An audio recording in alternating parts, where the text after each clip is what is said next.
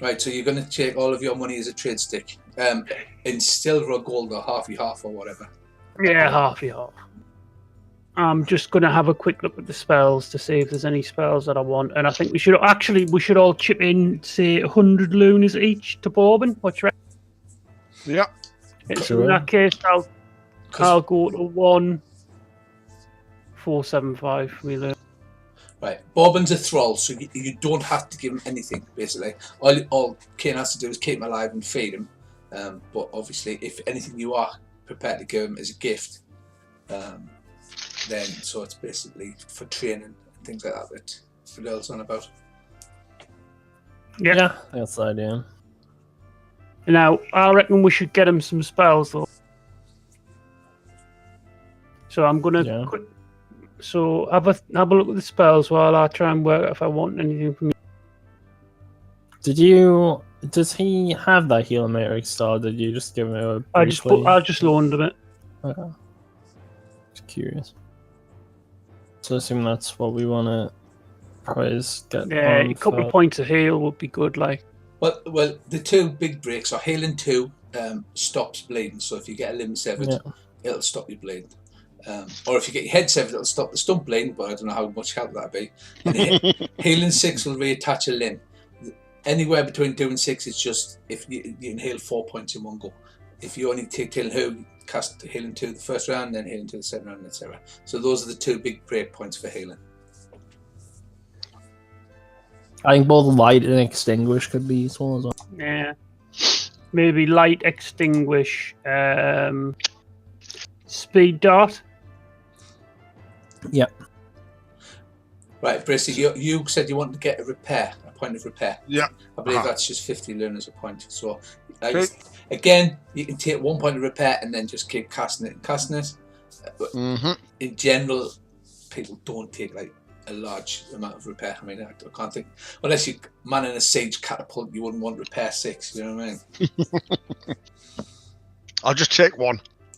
I know series priests take repair just so they can keep their wagons in good. And I'm going to convert 1,000 lunas into a trade stick. Right. It'd be quite a big trade stick for silver, so you probably want some as silver and some as gold. Yeah. Because it's 20 lunas per wheel, so it's the equivalent of like divided by 20 is how many the weight. Do you know what I mean? Right. And then obviously once you get to a big place like Johnstown or Boldholm or Svenstown, they'll have temples where you can deposit money. That's where your ransom comes in. So like if you get ransomed, your current ransom is what your clan will pay for you, but then you will owe them that money. So if you save your own ransom up, so like if you have 500 of your own ransom, you can ransom that, or you know what I mean, so you're not in debt to the clan then. Series is generally the closest you can get to a bank, but you can leave it with any temple. The Temple of Beer and Birds. It is one of those. Right, are you doing Bob and cheat? Are you, Ryan? Yeah, I'm just doing it in a sec. Right, just, what detect spell did Ryan get? Did you do that? No. Well, do I need to roll that? Yeah, it's 1d 20, I think. No, it was 1d10 plus 8.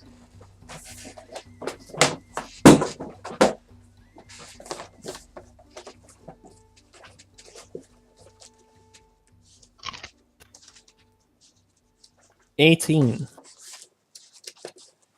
Ooh, so let me find my little chart, which is there.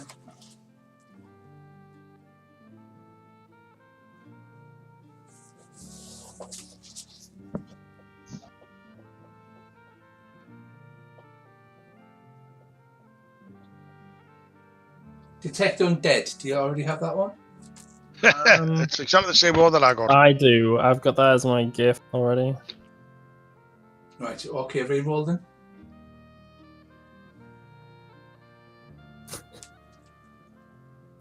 18. 17. Dead. Holy shit, these rolls are insane. 7. 17 is detect traps. Okay, that's pretty good. I like Of course, that when one. you need it in 18, Ryan, you'll be like rolling a 1. Oh yeah, I mean, I have just got rid of all my luck. The rest of tonight is just done. So I hope you guys are prepared to do. Right. When you write that on your character sheet, put asterisks or brackets or something around it. It's special that you didn't learn that as you would a normal spell. It felt like it was being burned into your soul. So you don't have tattoos for that or anything like that for concentration. It's as if you always have like a tattoo for it, even if you have both your arms chopped off. Yeah, I've just put it as a gift because I put the detect undead as a gift of humac, so I've just put it down as just a gift. It makes sense to me. Where's Bourbon's sheet? There he is.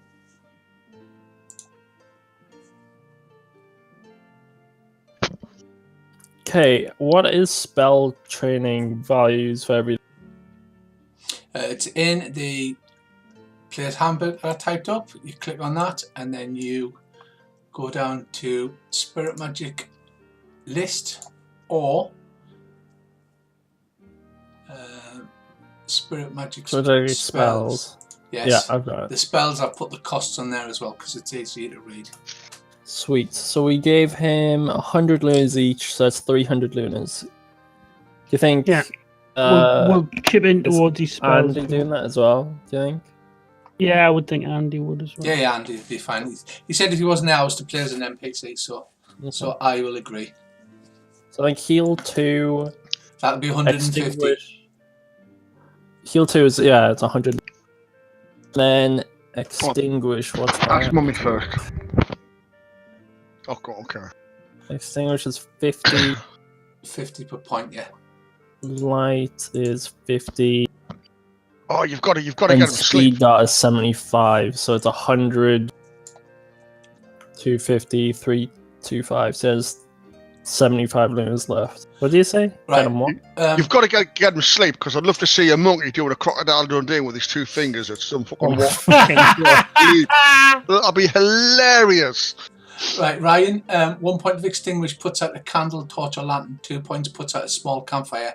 3 points eliminates a bonfire, etc. So 1 point is normally, most people only carry that, but you can buy more from them if you wanted. Yeah, I think we'll just stick with the 1 for now, and it's more the case of I doubt we'll be doing too much ambushing because that isn't the Humanity way. Kind of goes against his teachings and such. So what'll happen is Earl will go, look, over there, it's Elvis. You'll go, where? And then everybody will ambush and you'll be standing there. I don't see Elvis. And after the combat, I'll beat him to death. Rich, what was that spell you won about the other day about, sticking people's swords in sheaths and stuff? Was that glue? That's glue, yes. Yes. It's really good. It is really good. I think I'm going to have to take that. You want a couple of points of it. Okay, basically each point of glue is equal to strength 10. So if you glue somebody's sword in a scabbard, they have to overcome a strength of 20 if you use glue 2 to actually pull it free. Is it worth him learning Disrupt as well? It's always worth learning. It's always worth learning Disrupt. Yeah. So again, Disruption as well. So he has 25 lunas to essentially buy tat with whatever he wants to spend that on. Perfect. So that's him done. I want to get Disrupt as well, and that isn't a problem either. No, it's a common spell. I've taken Extinguish and Fire Arrow. Naughty. Fire Arrow is only 2 points as well, because Fire Blades 4 or 3. Yeah, but it sticks around where Fire Arrow doesn't saddle. And I think I'm going to learn Sleep as well.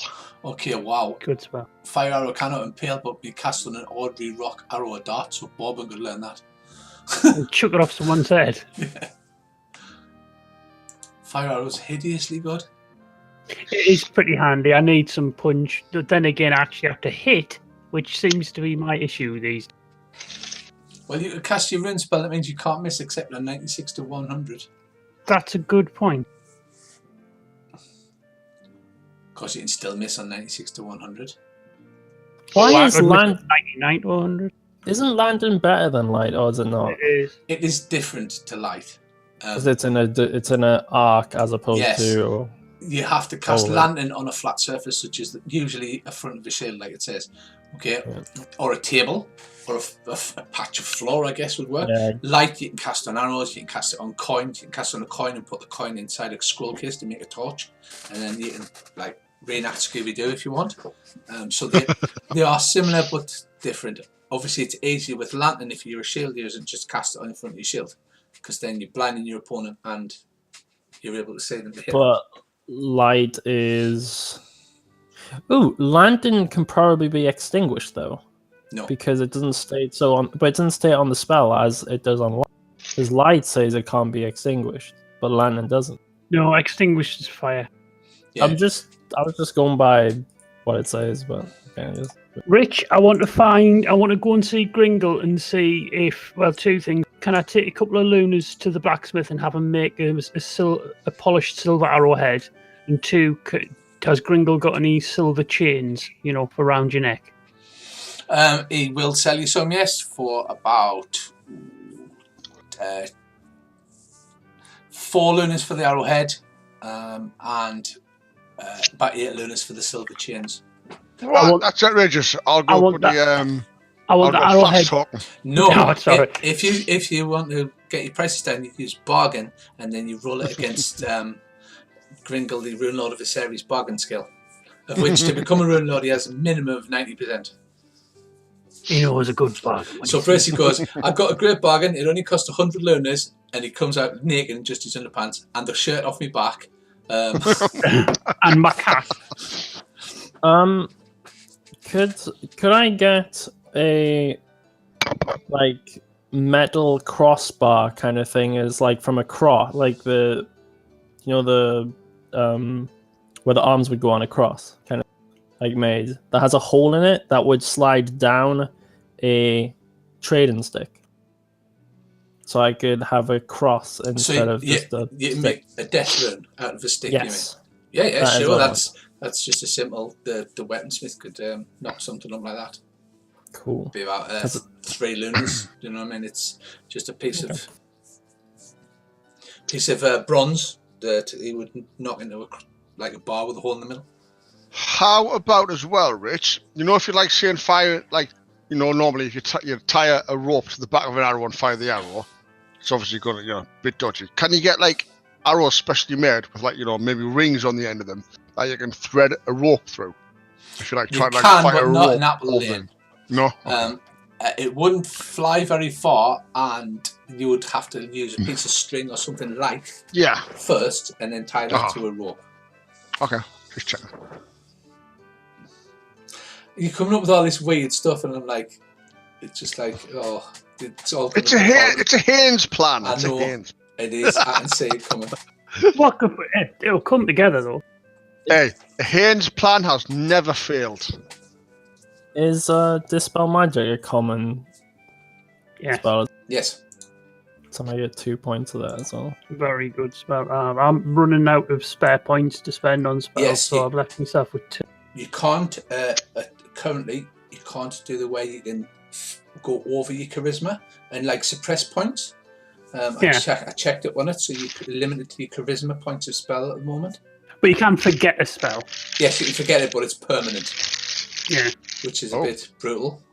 Yeah, well, so you're only allowed the number of points of spells equal to your charisma, so keep a track of that. Yeah. Okay. You just need to be more charismatic. While we are Shite.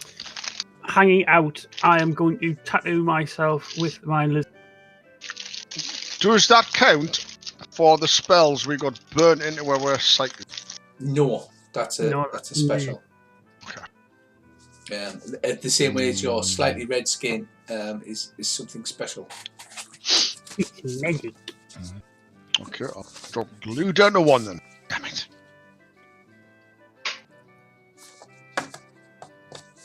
You need to be more charismatic. You need to be better with the ladies like myself. Will the fuck talk of 100? No way, mate. No, it's the next day when they're like. Well, you "What?" can train your stats, and you're at the Temple of Eulalia, so I can't think of a better place to train your charisma.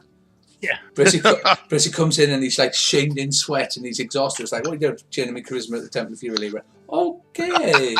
No, it's like I've repaired a washing machine 4 times today, and I don't even know what a washing machine is. All right, so how do I go about training charisma? It does take. I only need 1 point. It does take a while. You won't have time to do it at the moment. Okay, no worries. You need a good place to rest up, and you need to find somebody who can train you. Not Upper Lane then. No. Well, after what I've heard, I think we maybe should leave Apple Lane for a while. We can always come back and hang out here when things have died down a little and they're a little less dragging you. Have you finished with your bookkeeping? Do you want to buy Bobbin any armour? He's currently just wearing 1 point leather rags from what he was wearing and combination with Trollin. Just about to look into that for both me and him, to be honest. I was going to check what the price. I wasn't going to particularly buy anything for myself, but I was going to check the price. We should get him a full suit at Kabuli, to be honest. It's not that expensive. Yeah, I mean, that's what I was saying. Can we get him like a golden headband? So you know, like magic. Yeah! See, like somebody's fucking clout to ride in on and shit. Right, well, while Ryan's looking that up, right, I'll start with some background and things. Right, you have spent, you've probably overstayed your welcome in Appalachia, to be honest, because you've had free food and drink. And to be honest, you've had to loosen your belts off like 1 notch. Everything's getting a little bit tighter. You've had so much free cider and drink at the Tin Inn, and plenty of worship and sessions at the Temple of Eulalia. Some of the rumours you've heard while you've been there is the Crimson Bat has been sighted in Tarsh, and apparently they're busy feeding the bat up. For those that don't know the background, the Crimson Bat is the Lunar Empire's Death Star. It basically runs on bodies. They feed it people, like hundreds and sometimes thousands of people, to kind of power up. It's a giant flying demon chaos bat, and that but there's always rumours because it's such terror of the world. They're always like, oh, the bat was seen over in Bolthope. Do you know what I mean? So that's one of the rumours you heard. Another rumour you've heard is apparently there's some dragon newts in the area. They're asking questions for some people that may have had something to do with a problem with one of their roads. But they've spoken. You heard that in the Tin Inn, you know. It's probably not true. We're what they're talking about. Yeah, there's nothing. So basically, you're doing all this. You've heard some rumours, and Quack John comes to meet you, and he says, "Grindle needs you, lads." All right. Look. We'll head over. Okay. So I'll order what I want for me supper tonight before I leave. Yeah, you're literally getting to the point where, like, even the bar staff's like looking at you, going, "He's really taking the piss now." Yeah. I'll head on down to the temple and order who I want for my supper tonight. Humna. Get that charisma up. Hey, I've got it's 125 lunas for Bulbin, so I'm just gonna sort that out now. Right. I'll just pay for that. Right. So when you get to the pawn shop, Gringle invites you into the common room where you all sit and have a drink. He offers you a glass of cider if you want it. If you're not like up to your back teeth with cider now. I've already drank it. He says, I'll leave some for Dag. Pour some out on Dag. Dag sits there and laps it. He says, "Right, lads," he says, you have been a great help to us here at Apple Lane. We can't thank you enough. He says, but I've got a mission that I can only feel that I can trust to you a lot. He says, as you know, there currently isn't a Sartar king, when the Lunar Empire took over Oldhome, they got rid of the king and they replaced the council that advises the king with a bunch of puppets. He said, so there's no actual Sartar council. Also, the Lunars think that there is an actual council, of which I may have the ear of. Obviously, I can't confirm or deny that. And he says, and we have an extremely important mission we need somebody to take care of. It's for the good of Sartar. We need some good Sartar patriots who can look after themselves, but are also capable of, staying under the radar, as it were. What's this radar thing? Yeah, not us then. He laughs. He says, oh, very funny. He says, what I need you to do is, he said, I need you to travel over to Johnstown. He says, you need to meet a guy called Wearing the Querulous at the library. And he says he'll be able to tell you more.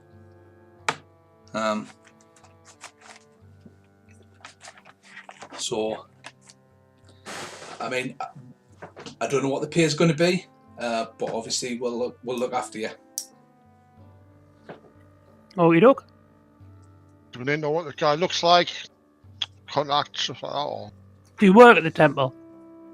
He does, yeah. He works at the library. The library is not one of the great libraries, but it's a lot more. My library, it's in the shape of... That will be a truth rune. Yeah. The shape of a truth rune. That is the Johnstown library there. You can click on it to zoom in if you want to see a bigger view of it. I love that place, by the way. Yeah, Johnstown. It's my favourite. My favourite's Runegate. But you're less likely to burn Runegate down than Johnstown. He says also, because of the contacts I've got, he says there's been a party of dragon newts asking now about the Rainbow Mounds.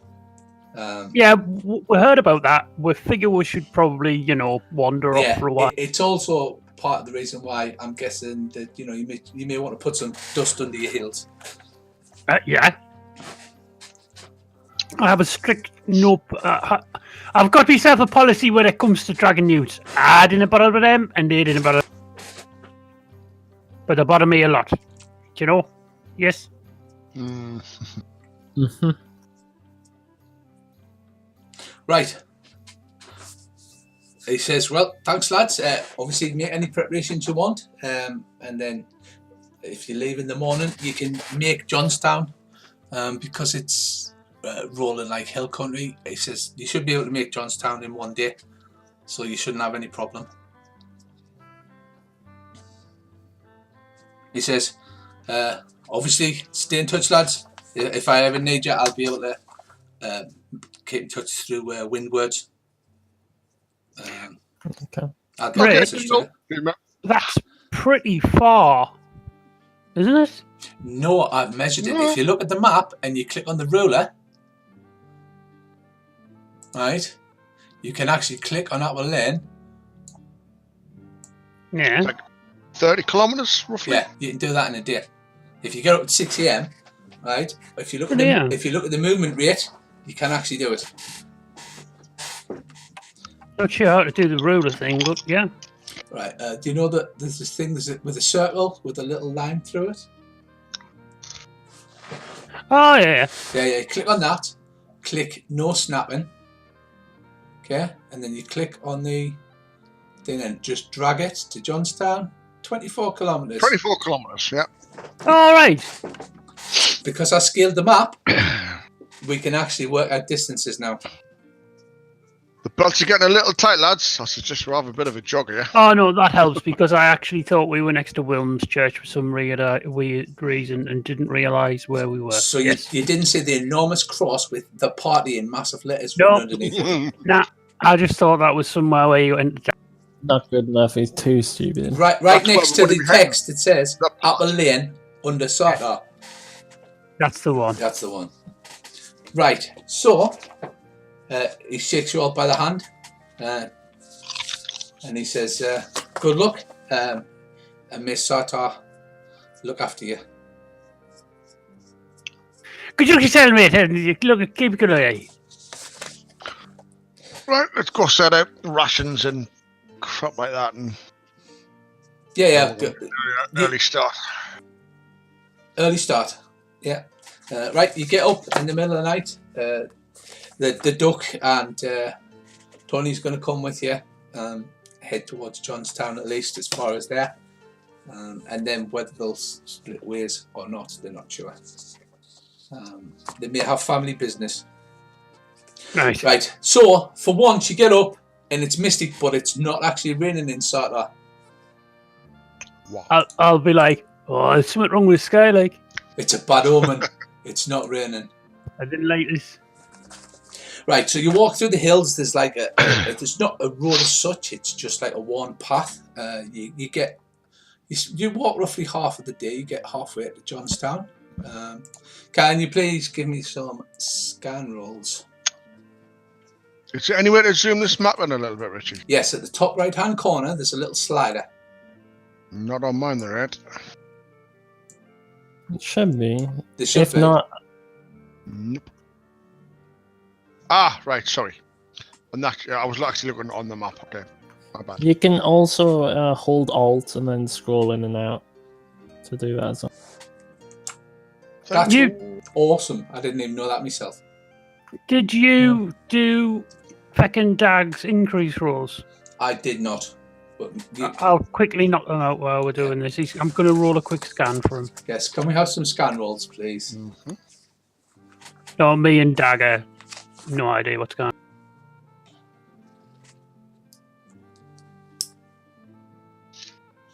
Right, success from Kane. Failure from Bob. Right, okay. Kane, you notice a disturbance in the air, as if there's some kind of, well, several disturbances in the air. A shimmer or like some kind of spirit surround you, and right, you just shout alarm to people and say there's something wrong, and then shapes materialize all around you. Fun. They're literally surrounding you. Let me show the players, show the wall. Right, on the north, south, east and west points, you see those giant birds with dragon newts on them. They're the type that you've met before. Mhm. Uh-oh.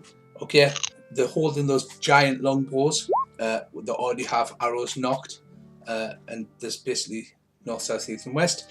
Surrounding you in between is a bunch of those small dragon newts. It looks like about 10 or 12 of them, and sitting at the back is that orange guy. The dragon newt looks like some kind of leader. He's covered in he's got a cloak and he's covered in spines and wattles. His skin patches change colour, and beside him is another of the warrior dragon newt, but he's not holding the bow. And they literally, all of them have missile weapons and they're pointed at you. I'll smile and look Make no at... threatening moves. Yeah. Right, the one at the back next to the orangey skinned one gets down off his demi bird and walks forward. You can see he's had his throat and his jaw and his lips surgically altered, like bones poke out between his skin as if they were made like some kind of springs or hinges. His cheeks have been altered. His lips have been, like all the scales have been taken off his lips, and then there's been something else sewed on top of them. Oh. Okay, and he walks up there and he says, "Hello there. I am Speaker to Beasts. This is my magnificent lord, Paints with Dreams. Please do not draw your weapons." Okay. Okay. Right, can you please make me some insight rolls? Normally it's to detect lies and things, and it's a different species, but if you just give me a roll on insight, What's that in? it should be into perception.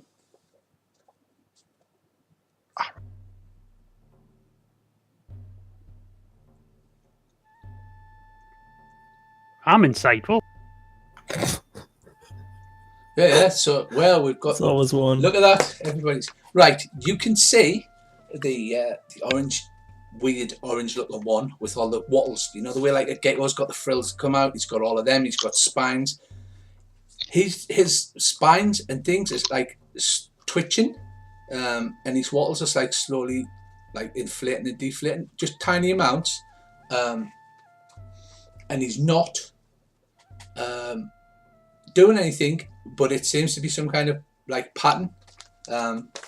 Speak to the Beast says,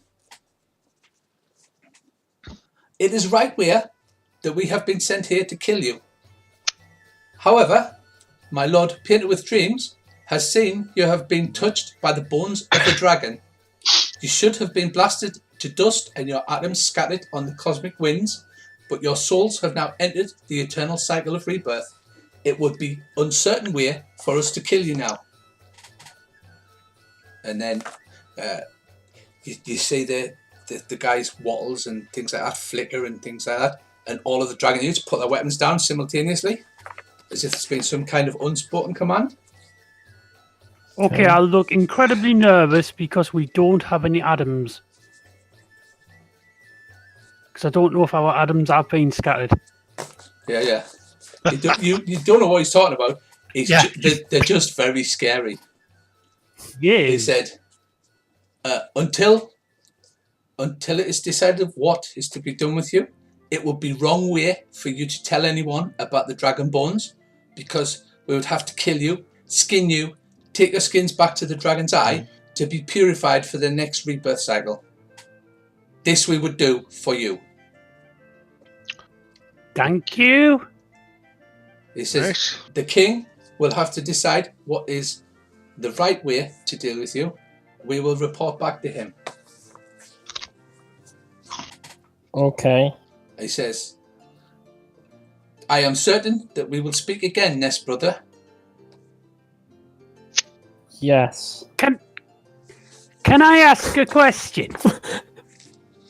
Yes, Nest brother. What dragon bones? The bones that is under the hill. Did we see dragon bones? I can't. I have a feeling it's the giant thing that we touched.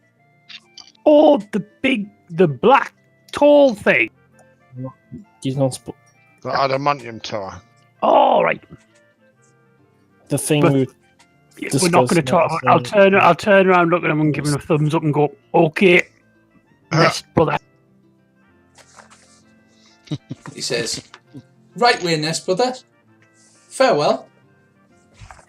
Farewell. You don't need any jobs doing when you're on, do you? And then I'll think, why did I say that? I really don't want to have anything to do with these guys. He stops. He was just about to turn around. He stops. He says, I know that you are new to the eternal rebirth cycle, but it is wrong way to incur debt. He says, farewell, and he turns and climbs back up on his demi-bird. Those are giant, meat-eating ostrich-type things, those birds. Well, wait until he sees my credit card bill. So then, the troop, the painter with dreams, obviously his little, like wattles are wafting about a bit. They all snap to attention and they turn around and start marching off down the road in formation. Oh, That right. was Serious interesting. crap here. We should avoid them in the future. Yeah, We didn't do a very good job of avoiding them in the present, though.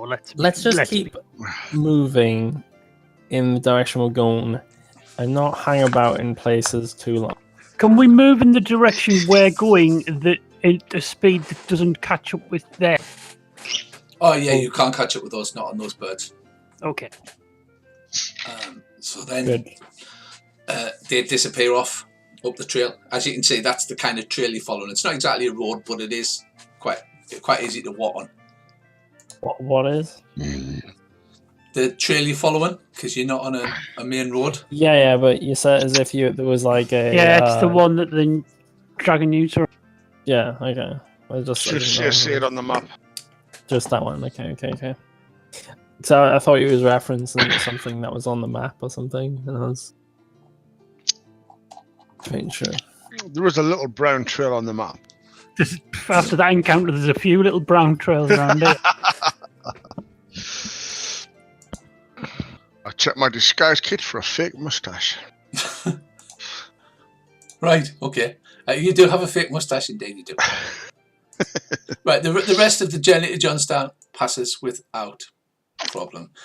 You arrive in Johnstown, which is actually in your...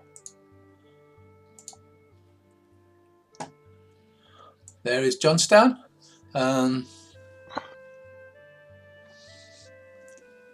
Shall we go have a fast talk with the guards, see if I can find somewhere to stay, or do you want to head straight to this place?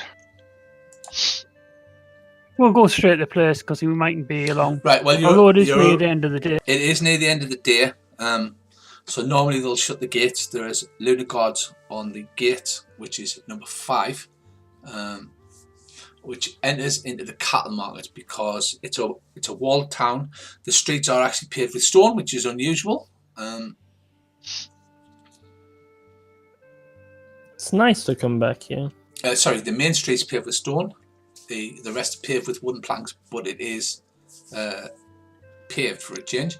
The site right choose the streets as open sewers, and so obviously it absolutely stinks in here. Earlynxes, the large sacred cats of the Orlanthi, roam the streets. They crawl along the rooftops. They're basically everywhere. Right. The library will probably be closing.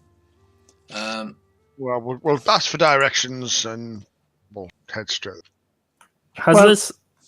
Sorry. I was going to say, you've been here before, haven't you? I grew up here. Oh, so you know where the library is, yeah? Well, if it... Haven't moved. I haven't moved it. Well, we should not ask the Lunar Guards for directions, I think. Yeah, so basically Brian takes you. He can take you to the library, or he can take you to the Earlynx Inn, whichever you prefer. Well, we'll go to the library first, and if it's closed, we'll go to the inn. Okay, I'll lead towards the library. Try and keep an eye open for any lunar guards or lunar-looking people, officials and stuff, to try and avoid them if we can. Right. Well. Although seemingly they're probably over in closer to. Yeah, the Johnstown map should be in all of your journals. There is an actual lunar compound slap bang in the middle of town, as you can see, forcing traffic to go. You can go to the normal parts of town, but to go through to High Hill, the old market, that kind of place, you have to pass through the lunar compound to go up the hill. It's almost as if they built it there deliberately. Yeah. So yes, you go through the lunar compound. They don't seem to attract undue attention. It is starting to wind down for the night because obviously candles are expensive, so people tend to go to bed once it starts getting dark. And you head up to the library that I showed you earlier. Unfortunately, it's closed again because to save on candles and what have you, lantern oil, they tend to close down during the day. During the night when it's dark, unless you have a special dispensation. Well, we should go to an inn. Yeah. And have something to eat. Let's find ourselves an inn. Do you know any good ones? Do I know any good ones? Yes, you know a reasonably good inn in the old town. Okay. You get a couple of rooms, or you sleep in the common room, whichever you prefer. Although you look like a bunch of scruffy travellers, you are pretty well off, so you will be able to just get yourself your own room if you want. No, I'll sleep in the common room. Yeah, I guess. Well, I mean, if one person is, may as well stick together. Right, the night passes without incident. you get up bright and early in the morning. Right. Get some breakfast, preferably sausage, because the only thing to eat at breakfast is sausage. Or bacon. Everyone loves bacon. True. Well, I had a wee thought on the way home from work today. You know, it's all about the cow in Runequest. Does that mean when the Lunas took Bolthorpe, they used the Trojan cow? Oh, God. Hey, look, there's a giant wooden cow outside, and all the Lunas have gone. It must be a gift from the gods. I think they used a giant red bat. Right, you go back to the library. You go into the door. There's a little receptionist, as there is in libraries. And she says, "Hello there, how can I help you?" "I'm Sinead." Very nice to meet you, my lady. She said, "Is there a particular tome you're looking for? You don't look like our usual scholars." No, we're here to see a gadgie. A gadgie. Yes. Oh, is that I'll interrupt here with some fast talk on her. right? And you can't just fast talk. You are trying to persuade her to do something. Where? What's the name of the guy we're supposed to meet again? I didn't write it down. I have no idea. This is why I'm talking shite to her. Yeah. It's wearing the querulous. We're looking for Mr. the Querulous. Ah, you're looking for wearing. Ah, right. I'll call him from his office. Oh, thank you very much. I'm very surprised, my lady. Right. So she goes off and she comes. She's got lovely short hair. She has. She comes back and she says, "He'll be down with you in a minute." Thank you very much. So, do people do a lot of reading here? Well, they do. To be honest, they're usually more of the scholarly type. So what do they do? They actually check out certain tomes, the ancient histories, poetry, things like that. So like reading? Yes. So there's a lot of reading in here then? Oh, God, he's insufferable. Yes, there is. There's quite a lot of reading in a library. She's now starting to sound quite sarcastic. I'd have never guessed. Thank you very much, my lady. It's very nice. Right. A man of average height, getting towards the end of middle age, with salt and pepper hair and a beard. He's got slightly receding hair at his forehead. He comes out and he says, "Hello, I'm wearing. Can I help you?" Dogs barking can't fly without umbrellas. No, sorry. Can you not? I'm sure they can't. He says. A friend of ours from up the lane sent us to talk to you. Oh, yes, he says. Right, okay, please come into my office. Thank you very much, kindly. Thank you, Miss Sinead. Very nice to meet you. I'll just sigh loudly. Yeah, I'll just give Ryan a look. It's like, oh my God. Right, okay, he takes you into his office, and he closes the door, and he says, right, just to be certain, which friend are we talking about? Mr. Kringle, the one with the duck. Yeah, short, tight ass. Ah, yes, Mr. Goodself. Yes, he's a very good man. Right, I assume he's told you what we need to do. No, he said you would. That figures. Right, he says. So it's not good then? He says, well, firstly, can we just go to somewhere a little more private? He stands up. He goes to one that the whole room's lined with bookshelves. Every room in this one's got some kind of bookshelf in it.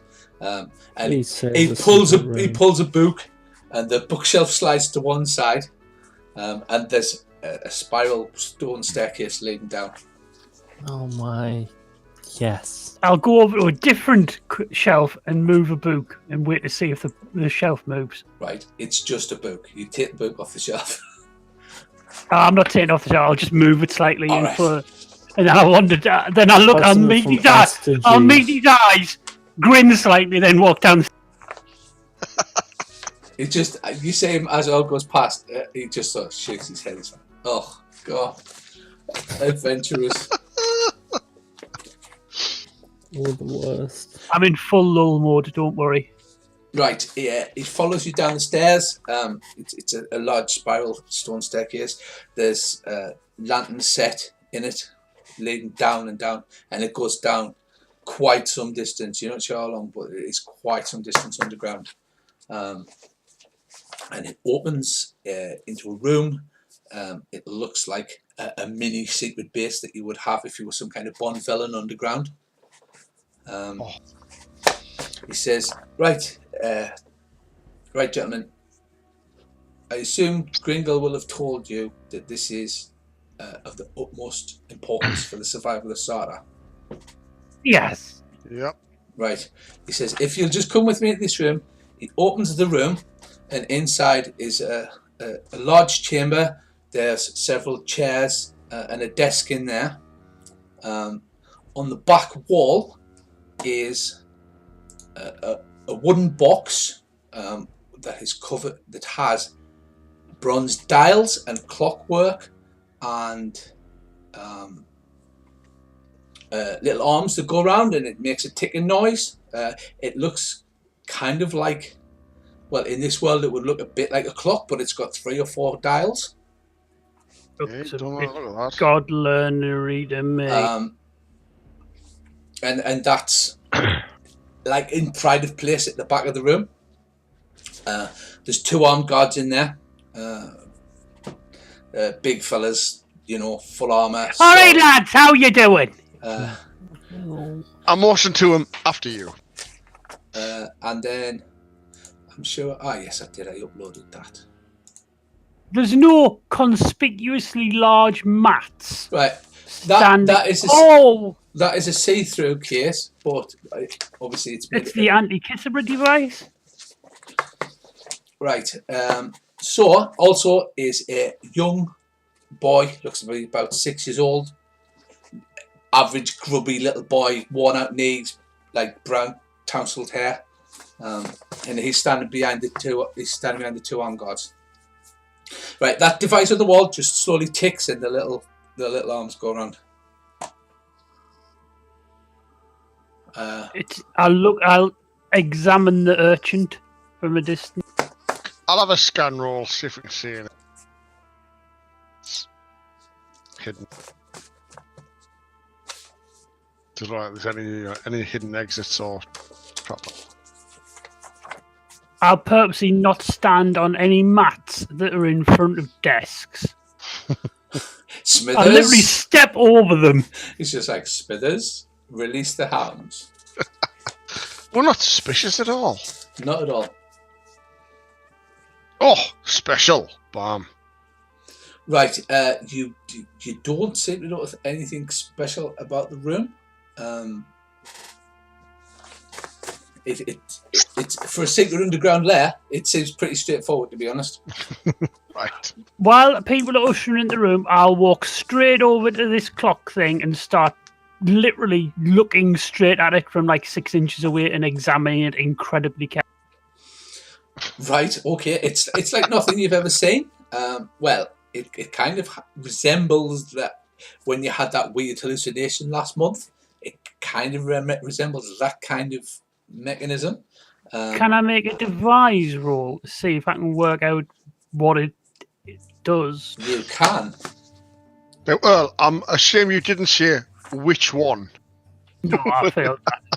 Right. Can I roll a device roll to figure out what this idiot's doing? Yes, you can. Warren says, I see you have noticed our mechanism.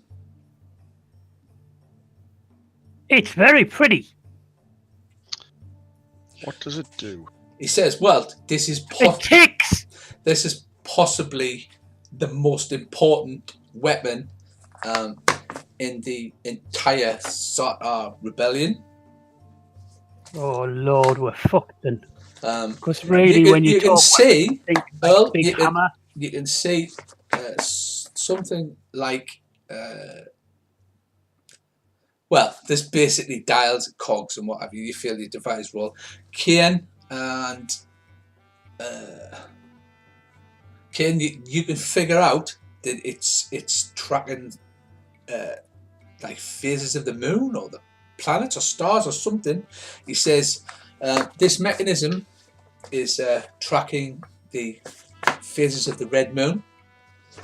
We can set it for any point, and it will tell us exactly at what point the lunars are the weakest in any location on Glorantha.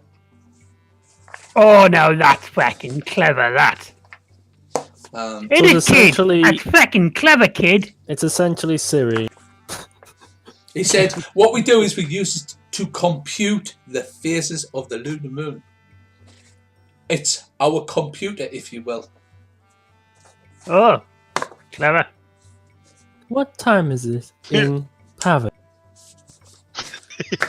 What time is it in Pavis? Are you speaking aloud to it? No, Alexa, play Harry Potter quiz. If he does that, I'm going to stare at him and give Bracey the look that he usually gives me, as if, what's this idiot? No, you'd use the dials there. I'm sure. Look, I'm sure. Alexa, stop. My Alexa's actually come on.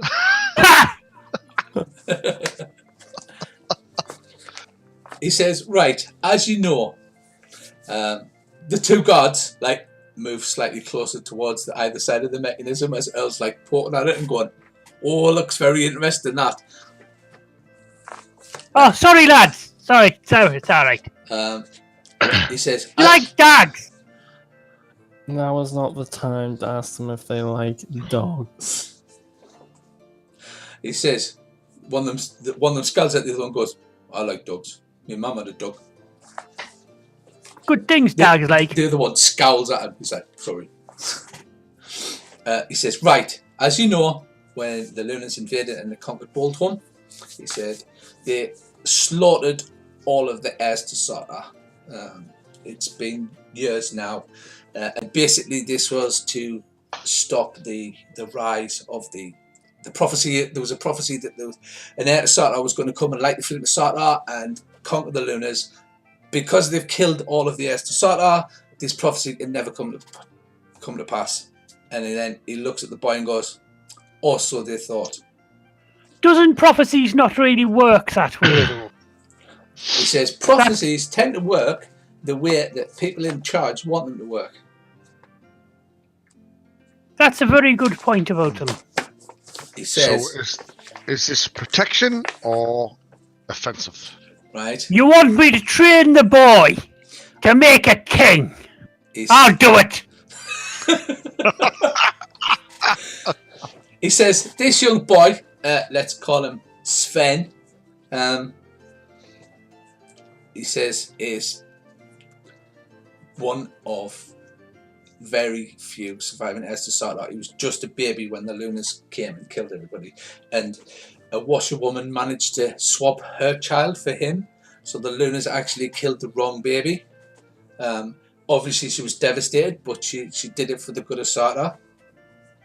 What a bunch of bastards.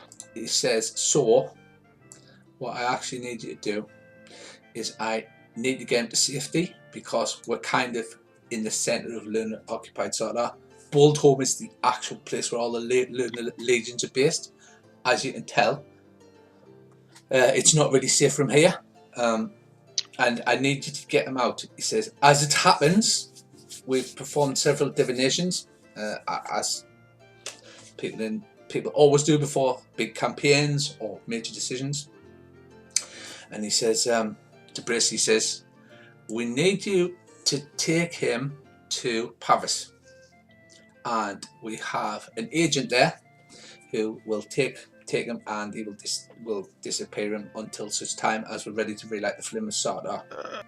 He says, as it happens, it turns out it's your second cousin 3 times removed, McLovin, Shoshan. What?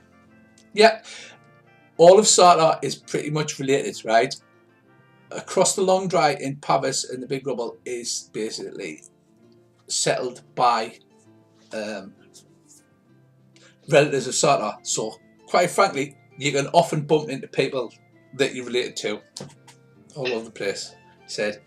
Yeah, but in his clan, don't all the sisters and brothers marry? Is that true? That's what I heard. Okay then. Brilliant. Says so. We need you to take the boy incognito to Paris, where you'll hand him off to Shoshav, the average, and he will hide the boy until such time as needed. He says, I can pay you 100 loons apiece up front for travelling money. He said, but appealing to your thing, this is possibly the most important mission for any good Sartor rite that any person could be asked to undertake. He says, Gringle, who's on the secret Sartor Council, has spoken highly of you and said of all of the people that are available, you're the best of what's left. That's high praise. I take it a lot of people died. Great instant confidence. Right. When do you need us to get him to this place by? To Pavis by? As soon as you can. He says, there is a caravan leaving from Svenstown, and it's run by a guy called Dvarhelm. Now, Dvarhelm is not an agent, but we have slipped him a few lunas here or there. So, if you can join up the caravan at Svenstown, that we can't go. He unrolls a map, which is the map you're looking at. The brown line is the old Pavic road, right? He says it's been patrolled, so we can't take him down the road, which would be the quickest route. Plus, he'll be more incognito. So, however you want to, if we get onto this caravan, you can either pay to go on the caravan, or you can sign up as guards or escorts, whichever way you want to do it. Do we know if the Lunas are looking for him, and if so, do they know what he looks like? Right. Or are they He looks like unaware? an average scruffy young boy. He says, we're not sure. We've tried to keep him under divination block. And obviously, if it was, we don't know whether it's doing propaganda that they've slaughtered all of the heirs of Sartor, or whether they're still looking. But if they are looking for him, it'll be the like A1 target. He'd be the most important person to kill in the entire of Sartor. This boy is currently standing there behind this block, looking about, picking his nose, pulls a big long stringy bogey out, and then puts it back in his nose. Like a bored 6-year-old. A boy. All right. Okay. So, do they not know what they're looking for? No. So I don't know how you want to do it. Whether you want to say he's somebody's like son, his nephew, he's a squire, but obviously you have to bear in mind that he's only a young boy, so he may give the game away if you. Oh, he will. Too complicated. Oh, I've got a plan. Don't worry about it. Oh, that's made me worried already. Right, we need a sword and we need a stone. Oh. Right. Well, they are going to be expecting us to go to Pavis by going east. We're actually going to go west and go round the world. He says, no, you need to get on the caravan. The caravan, the trade routes are marked on the map. They are the white lines. There's a caravan that's running from Svenstown all the way to the Big Rubble. But we can't take them through Boltholm. You can take him through Boltholm, or you can go round. Like I said, we just need to get him safe. We're not actively he's not actively on the run, or he hasn't been hidden. whichever way you think will be safer. It will be quicker. You can do it in one day to get to Boldholm, and then another day to get to Svenstown if you go down the Royal Road. That's the red lines. Or it will take you 3 days to go through the wilderness, but obviously that is correspondingly more dangerous to get to Svenstown. Or we could just go straight line from here to Pavis and go truck over line. Because no one will expect us to do that. It's bloody stupid. It is incredibly stupid. He says, no, I must insist you go via the Caravan where there will at least be some protection. Okay, that's so kind overland it is. That's kind of the point of the Caravan. So other people know that there's going to be a precious cargo on the Caravan and will be looking out for giving us help. No. No. Like I said, I've made contact with Svarhelm. He's not a sort of agent or anything, but I've told him that there'll be people meeting him at Svenstown to travel with the Caravan. And you trust him, right? Yes, I trust him until the Lunas run out. Oh dear, because you know something, they've got more of them than we have. No, I honestly, I trust him. He's still a sort right, and when it comes down to it, it's them against us. True that. All right then. We will definitely do your plan. Let's do a huddle and have a talk about what we think is going to be best. Oh, it doesn't. We don't need to. I've got a brilliant plan, and we'll keep it the way we usually do. If I don't tell people my plans, then they can't go wrong. Okay. We're going to need some hair. I think we need to make a fake child. No, we need another baboon. We need another baboon. You're going to disguise him as a baboon. Seriously? I was going to make a fake child out of straw and hair, but whatever. Well, you can use your disguise skill and see how the roll goes. Well, it depends what we're going to do. If we're going to go down the road to Boldholm and then Swanston, or if we're going to go cross country. Because if we're going cross country, I don't think there's any point in even. Well, making it's a fake one. they cannot be checking every kid. Like you said, they're not being hunted. They're not on the run. They just want to get them out of Sartar where it's safe. There's been no mention of the fact that there are any surviving heirs to Sartar. The Lunas have stated in big proclamations, they put posters up and everything. They did little plays of showing them stabbing babies to say that all the heirs of Sartar were slain. The flame of Sartar is out forever. You know what I mean? So they just want them out safe. You know, you'll be absolutely fine.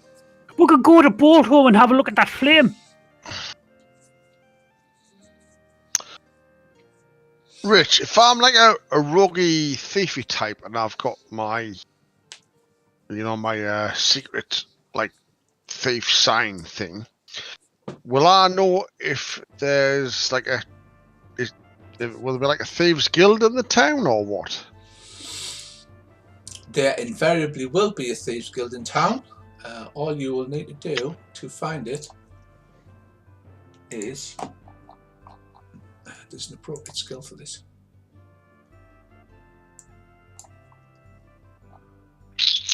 Steal someone's purse and see how long it takes the bashers to come and get you. The bashers to come and beat you up. There's a streetwise type skill. I know there is. Intrigue. That's the one. Intrigue. Got 10%. Roll into somebody's shop and go, you owe me protection money, son, then sit outside on the step. I've done that in a game to find the thieves guild. Yeah, because chances are, we're in a Sartar town, so they're not going to know if there's any. Right, well, you had to come from a town. You had to come from a town. You may not have been born in a town, but you were either from Wilms Church, Boldholm, Spenstown, Johnstown, because thieving is quite a civilized profession. Like, you don't get a thief born like on a farm, you get a farmer. So you are from one of these towns. So which town was it where you're from? I don't know. You're the GM, you tell me. You take your pick, son. Because obviously you will be familiar with the Thieves Guild in one of the towns. Oh, Boldholm then. Right. Oh, he's a proper upper class swanky lad. Aye, he lives in The capital. Aye, fella. Well, I think we should go to Boldholm, then go to Swenstown and meet the gadget with the horses and the trucks and stuff, and then we'll just head up to Pavis. What could possibly go wrong doing it? Exactly. We'll see if we can find out what, any info, any stuff under the radar, and what could possibly go wrong. Right, well, the boy has a very small bag with a bedroll and a few little toys and things like that.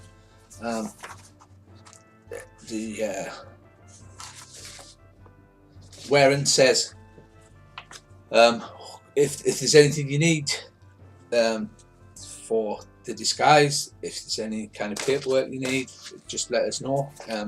Obviously, if you want to get to Boldholm, you've got time to do it today, or you can leave tomorrow and get there. But if you stick to the King's Road, you'll be able to do it in one day. We'll leave now. Yeah, I think that sounds like a good idea. Are you going to attempt to glue hair to a small child? No. No. I don't think we need that now. I'll look at him. What does he look like? Like I said, he's an average-looking, small, brown-haired, monkey child with worn-out knees and elbows. He's not descript in any way. If you would like to give me an insight, human, please, or a scan. I've made insight.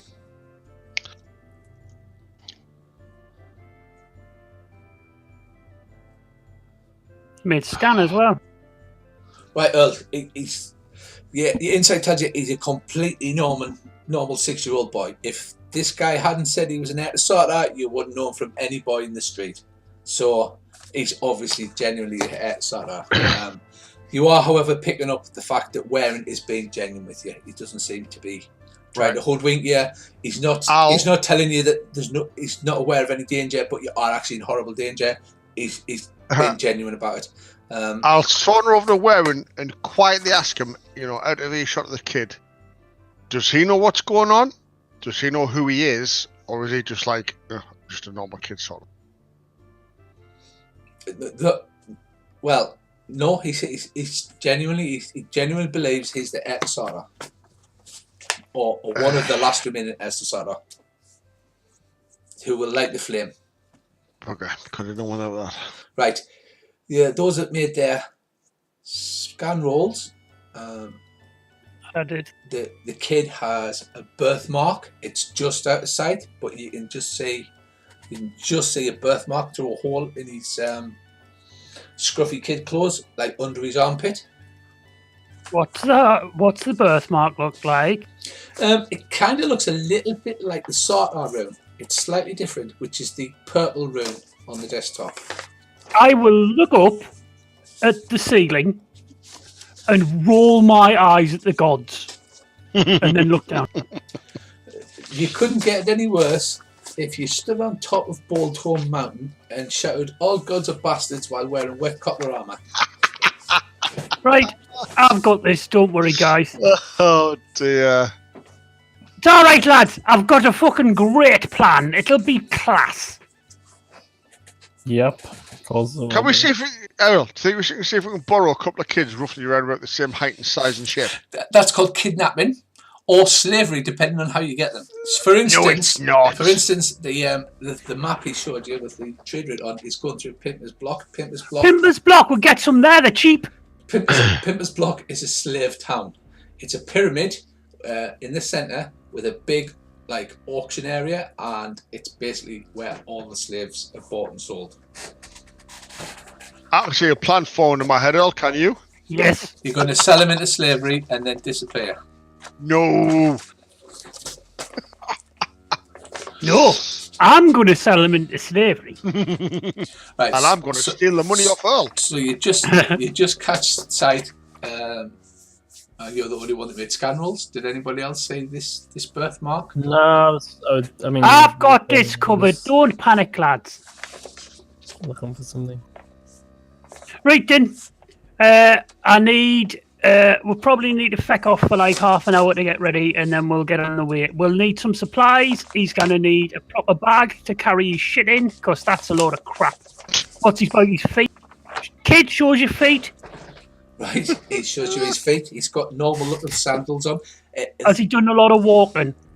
Yeah, actually, he's not been raised as a king. He's been raised as a pauper, because obviously... Good. The way you're supposed to be. Yes. You're fighting What's his name? Kid.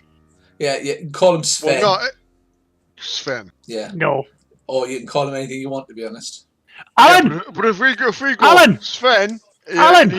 and he doesn't reply, it's like, oh, that doesn't look good. We get stopped by bloody any, what do you call it? We'll call him Alan. Alan. It's probably better. Lewis. Alan! Actually, it's a joke. One of the jokes inside that is everybody's got a cousin Shosha, and then the reply to that joke is yes, and everybody's also got a cousin Sinead. Oh my God. Because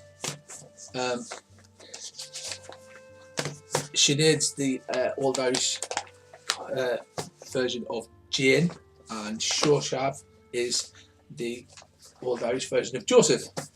So you've got average Joe and average Jane. Right. My cunning plan will require about half an hour. Right. So what are you going to call this kid? Or are you just going to call him Kid? Alan Alan. and Kid.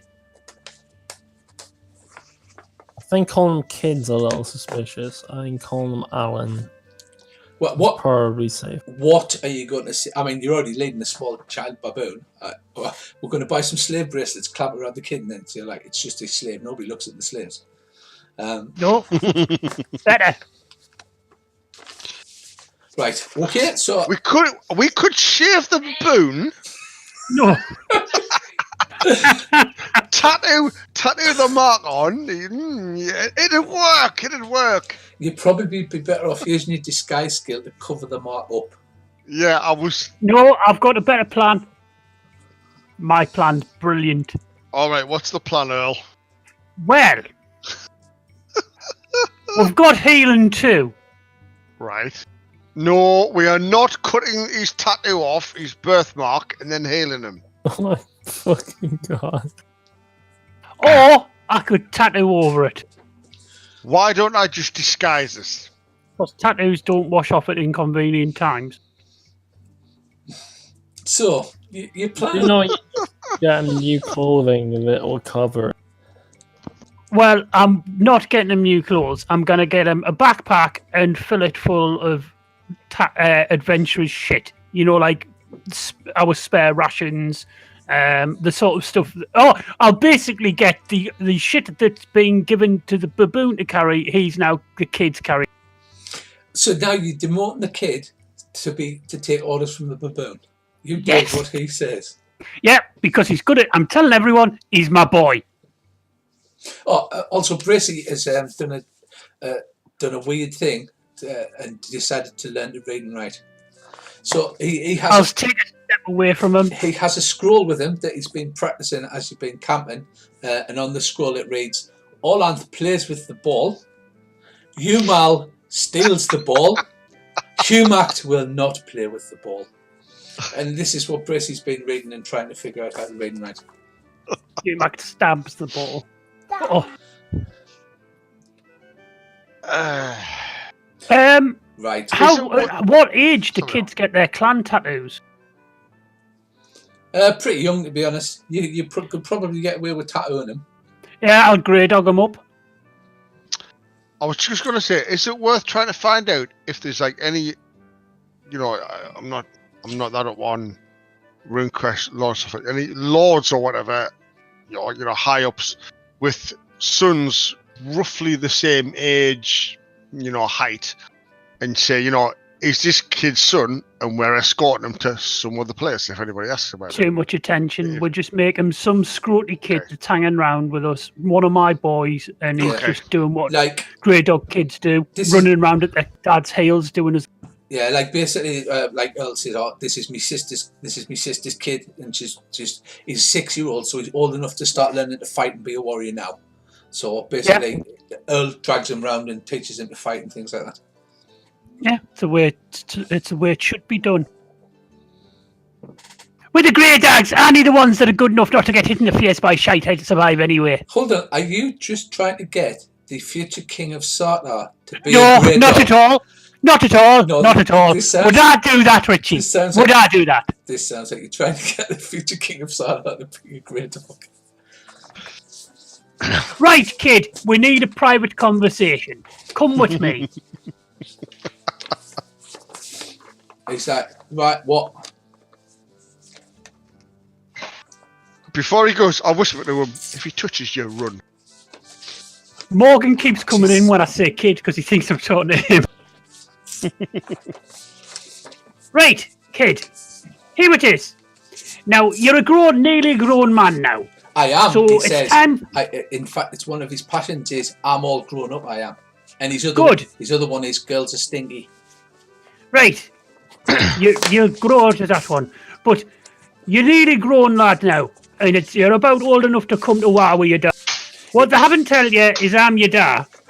And second of all, you need to be indoctrinated into our clan. And he says, and I'll be a proper warrior with a big spear and a shield. No, you'll start off at the bottom like all the other scrubbers do. And then you'll earn a shield and you'll earn a spear like the fucking baboon did. And if you don't do it, I'll take you the clip of my hand up your fucking ass. So, you're going to be indoctrinated into the clan. Now, I'm going to do a ceremony and you're going to get a clan tattoo. Is that all right? Got any questions about our clan? Are you mighty warriors? Like all us? We're Greydogs. We're the best. We sit back and let all the other people fuck each other up, and then we walk in and kill all the weak ones and take the shite. We're the clever warriors. We're the smart warriors. And he says, and you me adopt again. It's a Bronze Age society. It's not uncommon for people to be adopted or fostered, or you basically look after your sister's kids. Whatever. No. I'm your adopted Da, but from now on you call me Da, and you're going to be called Alan. Alan. Okay, Da, Alan. I give Ryan a look that says, we're all going to die, and I'm running first. I've gave up. I'm like, I don't know, not paying attention to this crap because he's off on a tangent now. Right, now where's my ceremony scale? There's got to be a ceremony somewhere. How do I do cult law? No, customs local. Customs mine? Customs... If you end up putting a smiley face tattoo on him, I'm going to be very upset. Right, I'm nowhere near, but I've made up some ceremony that's joining the... I'm convincing him that he's part of the... He's now a Graydog and he's going to be a mighty warrior. Of course he's going to be a mighty warrior. We're all mighty warriors. Especially the thieves. But like, this is called the floss dance. La, la, la, la, la, la. Now, you walk towards the enemy and you dab him hard. Where the hell is my tattooing skill? It would be a manipulation skill. It would probably be devise, actually, I would think. No, I have tattoo. All right, awesome. Yeah, craft. I have art tattoo. That's good enough. Okay, it's not a fumble. So you do, what are you trying to tattoo with a Graydog symbol? I'm giving her a Graydog tattoo, a Graydog clan tattoo, and then I'm casting a hit. I'm going to use my heal thing on it to make it not look like a brand new tattoo. Right, okay. He does cry, right, but he's trying to be brave because you're making him a proper warrior now. Yeah. But your Graydog tattoo kind of looks like a dog taking a crap behind a church. So... At least it's grey and it's vaguely dog-shaped. but it's certainly not a Graydog clan one. It looks just like mine, and I bet you it does look exactly the same as mine. It does. And Dog's got the same. Dag's got the same tattoo. The clan secret of the Graydog clan is nobody can actually tattoo.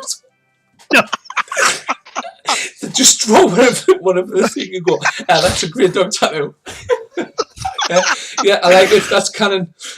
Yeah, it's got 4 legs. It's a dog. Shut up. Yeah, it's in the law now. It's canon. Right away then, Alan. Get your shite. He says, right, Orda. Has he got a weapon? He just has a stick, but it's not What a really, kind of stick? just a stick that, like you would pick for flicking hooks down the street or poking into holes, or it's not a great big stick. Right, I'll pick up some sling bullets. A kid's sling, not a full-size adult sling, because he'll wrap his head. Come on then, cat. Come on then, Alan. Away then, lads. What you waiting for? Dag, come on. Leave that cat alone.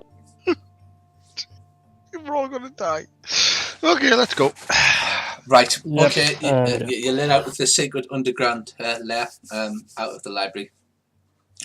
With I'll turn round to the librarian as we leave, and just before we go, don't worry, it'll be all right.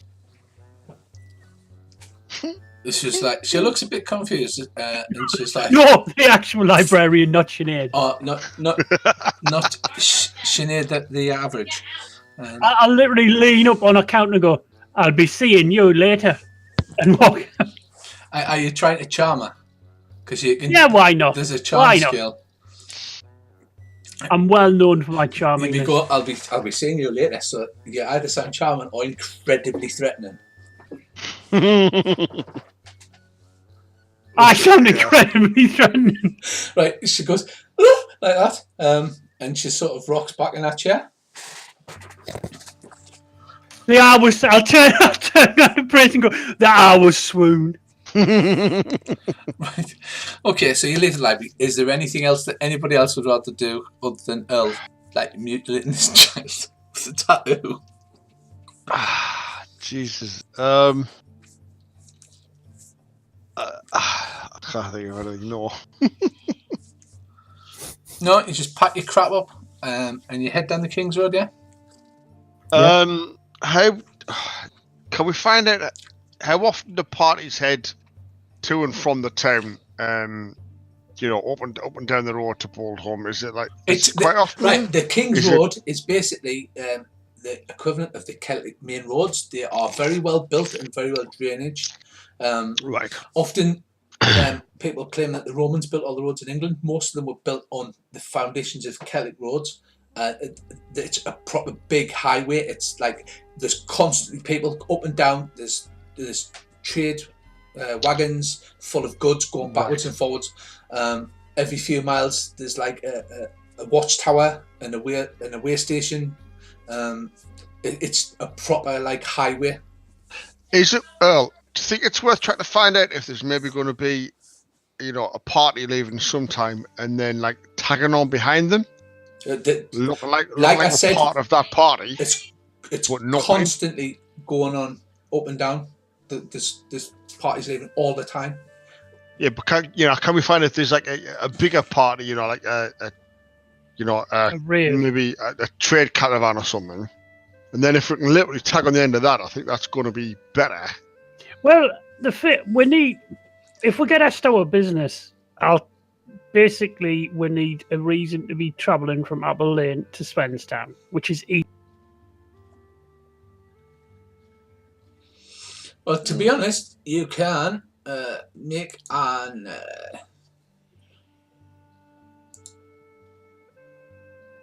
intrigue roll. You might even be able to catch a lift off a farmer going down there. In general, though, people will leave the early part of the morning. So up till about 11 o'clock, there'll be a bigger set of traffic leaving because they'll want to be at Boldholm by the end of the day rather than waiting. Let's get in with the morning traffic then and just walk. Yeah, so you basically there's basically a big crowd leaving in the morning traffic. Halfway down the King's Road, you meet the guys coming from Boldholm in the other direction. And people stop and start trading in the middle of the road. Oh yeah, they do it all the time. People stop chatting, the regulars, as it were, like get to know each other, and they stop at the way stations on the side, talk to each other. The way stations are staffed by lunar soldiery at the moment, but they say bored more than anything else, and they say friendly words to people that they obviously recognise as you're travelling up and down the road. That's how it starts. Nobody pays you the slightest bit of attention, to be honest. There's wagons with grain passing. There's a wagon, obviously, from Apple Lane full of apples. Can I make a scan roll or something similar, just to make sure, if there's anybody, paying attention to us or the kid, behind us, following us, or at one of the stations? That would be for reading body language, it's insight. Or for looking for something hidden, it would be scan. So, like, if you would is anybody looking shady and trying to follow behind us, that would be insight to be their body language. Yeah. Yeah, we're all like that. Don't worry. I'll teach Alan all about his family and Nana Diggs drink.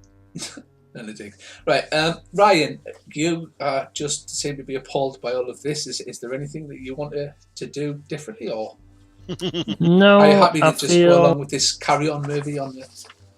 I feel it's probably best we just go as soon as we can. So I think it's more.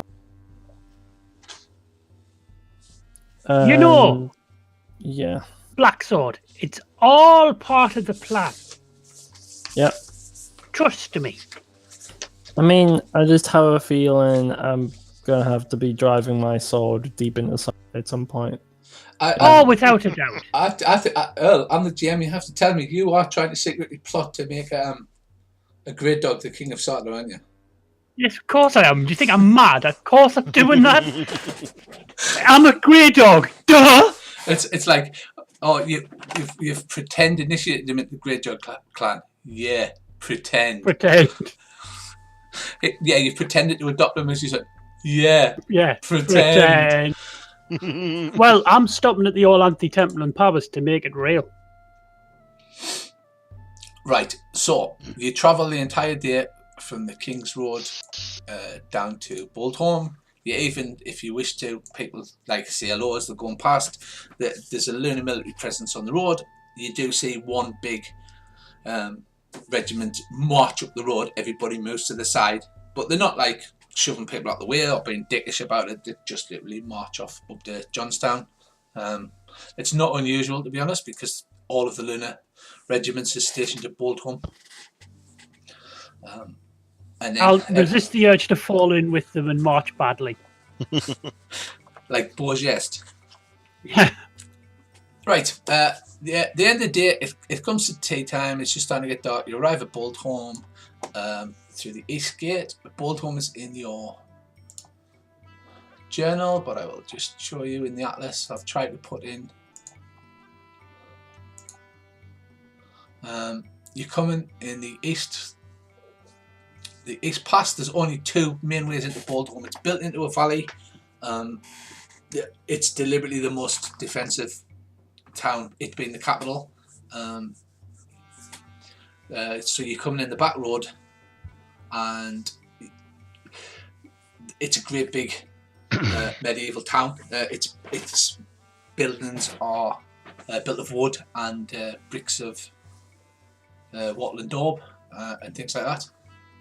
It has a troll presence. It has an elf presence. The Flame of Sartler is right slap bang in the middle. I don't know if you're looking at the map currently. Oh, we're going nowhere near that thing. Just get the kid and you rub him on the flame and go, is anything happening yet? Yes, we're being crucified. The Flame of Sartler is currently out. There's also a Mostali presence as well. It's literally an enormous city. Within the walls of the valley, if you can see on the map, it has its own food supply in the fields. It was why it was incredibly hard to take. In fact, the only place that the Lunars haven't taken is Whitewall, and they've got most of their soldiers camped outside it. What could possibly go wrong? But the lunar presence are kind of like our ancient Persians. They basically divide and conquer. You're allowed to continue to worship your own gods. You're allowed to have your own tribal leaders still. You just have to pay lunar taxes, and you have to provide them, like if they ask for any soldiery or workers or anything like that. Other than that, they pretty much let you get on with your own thing.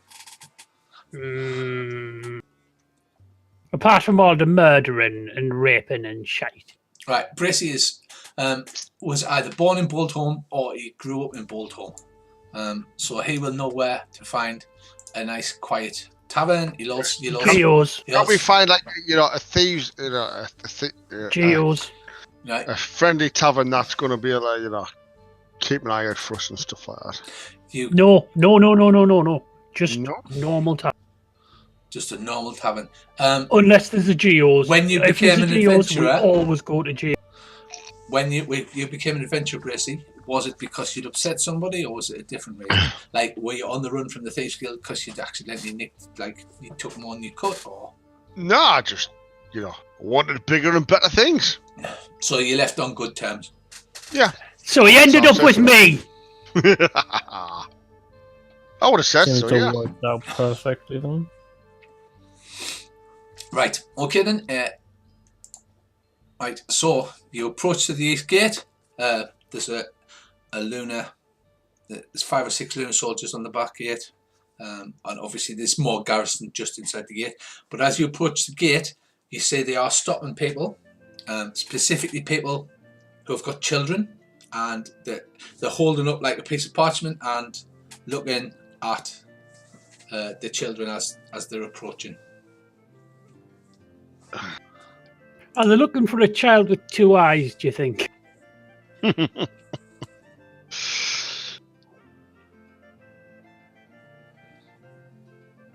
Well, you're just outside Boltholm. Bracey's like, just in here, down there, 3rd Street on the right, Dirty Lil's Tavern. Absolute cracking. They've got a bard on every night. They've got a karaoke bard night where the bard plays and you can sing. Dirty Lil's, best tavern in Sarta. And then you get the thing, and then you notice that these 6 lunar soldiers are stopping people as they're going in the gate and checking them out. Oh, and we'll look suspicious if we 188, won't we? We will look pretty suspicious, yeah.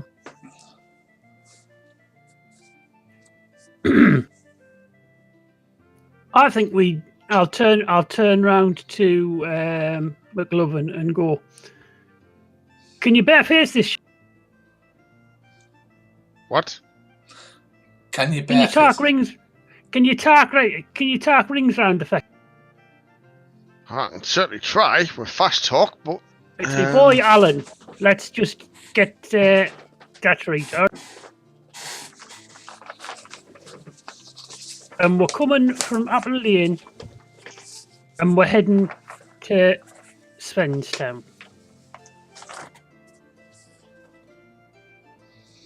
Right, okay. And if it doesn't work, how fast do you think we can kill him and get the fuck out of here and run? Here's the question. Does invisibility only work on me, or can I cast it on other people? No, you can cast it on others. Is he riding behind you on your... I don't have a horse, we're walking. Walking? You're walking, nobody's got horses. Yep. You're thinking millionaires? Quite expensive. If somebody had only been heavy cavalry instead of infantry, then you would have had like a war horse, and then just sold it, retired, and never had to roleplay. I'm trying to find invisibility to find out. Player's Handbook, rune spells, Cult rune magic, invisibility. 3-point spell, ranged temporal stackable. So ranged means you can cast it on somebody else. Right. Are they stopping people, every group with a kid, or are they stopping like randomers and letting some people with kids go through? They're stopping everybody with a kid, and they're also stopping the odd randomer as they're going past. And they're holding up a lambskin, parchment, and pointing. Ooh, what do you reckon, Earl? I think we just target. Yeah, that's probably for the best. I can confuse the feck out of them. It's what I Tell do. you what, you punch the kid in the face. No, that's a bad idea. That'll create people a look. I think we just balls as brass walk through. Dag, stay with the kid, the scrot, right? And then if they ask us any questions, I'll start talking to them, and then you just help them, by translating and sort of making them understand what I'm saying and stuff. Confuse the feck out of them, and we just walk straight in. They never expect that sort of thing. All right. What are we going? Are we going with a certain plan, or are we going with a funeral, or what? Or You want a funeral? I can give you I don't know. 6. I'm saying at least if they go like what are you heading? What are you going for? Are we going for a funeral? Are we going for a wedding? Are we going for? No, we're staying here our night, and then we're going to Swenstown, and then but we're for heading. what reason? Oh, Just in case they ask. We've got a job as caravan guards, haven't we? Okay, I'll do. My uncle Bobby told me that the Swenstown's the best place to get a caravan answeries job, and Uncle Bobby is never rang. He's also dead now. Do you think it's worth putting the kid out in front so that they say we're not trying to hide him? Oh yeah, absolutely. The dog's going to walk alongside the kid. And the baboon. Yeah, the baboon, the kid, and the duck are all going to hang out together. Right. Okay. Our party looks so stupid now. I think about it. Has nobody got like illusion or something like that? If they change out this kid look. Illusion is a thief spell, and you have it. I've got illusionary sight. That is that an makes illusion. people see. Yeah. Basically, you can make them look different. Oh, right, in that case. Oh, well, I thought that was for me only. Okay, that's good. Do you know what? I'll allow it because creative use of spells is fun. You've got invisibility, you've got an illusion. I think illusion's probably going to be the best one. What do you reckon? Just change the way he looks or his height or what? Make him a fat bastard or what? Please try and remember. I've been uploading these to Room. I do apologise. An overweight gentleman. Yes. Right. Let's change his. Okay, let's not make him a fat bastard. Let's change his BMI index. There you go for the snowflakes. Right. When you should have an illusion of a wheelbarrow, and he's like, right, Bracy, you would have to use 2 points of illusion because of his size. He's size 6. Okay. Okay, that's fine. All I'll do is change the basic look of him. Right, you can. It's right. If you look at the description, one casting of the spell can completely cover an area the size of a small child. So you can use only 1 point. You can make them look like another duck if you want. You can make them look like a baboon. You can make them look like a little girl. You can make them look like whatever you want. Shall I make them look like another baboon to walk with our baboon? Mm-hmm. Yes. Right, I'll do that then. Alan. Bam! I'll turn around. Alan, don't panic and stay next to Bourbon, alright? And do not speak. Don't say nothing. Alright, Dar. Just nod. Good lad. Nothing. As he's saying this, he's got his finger jammed up to the knuckle, and he's like, alright, Dar. Right. I'll walk straight up to the guards. Alright, lads, how you doing? Right, so Bracy casts your spell. Yeah. You can just keep trying because it's on your room. So we will basically mill around the kid so that people don't notice he suddenly becomes a baboon. So tick your illusory room.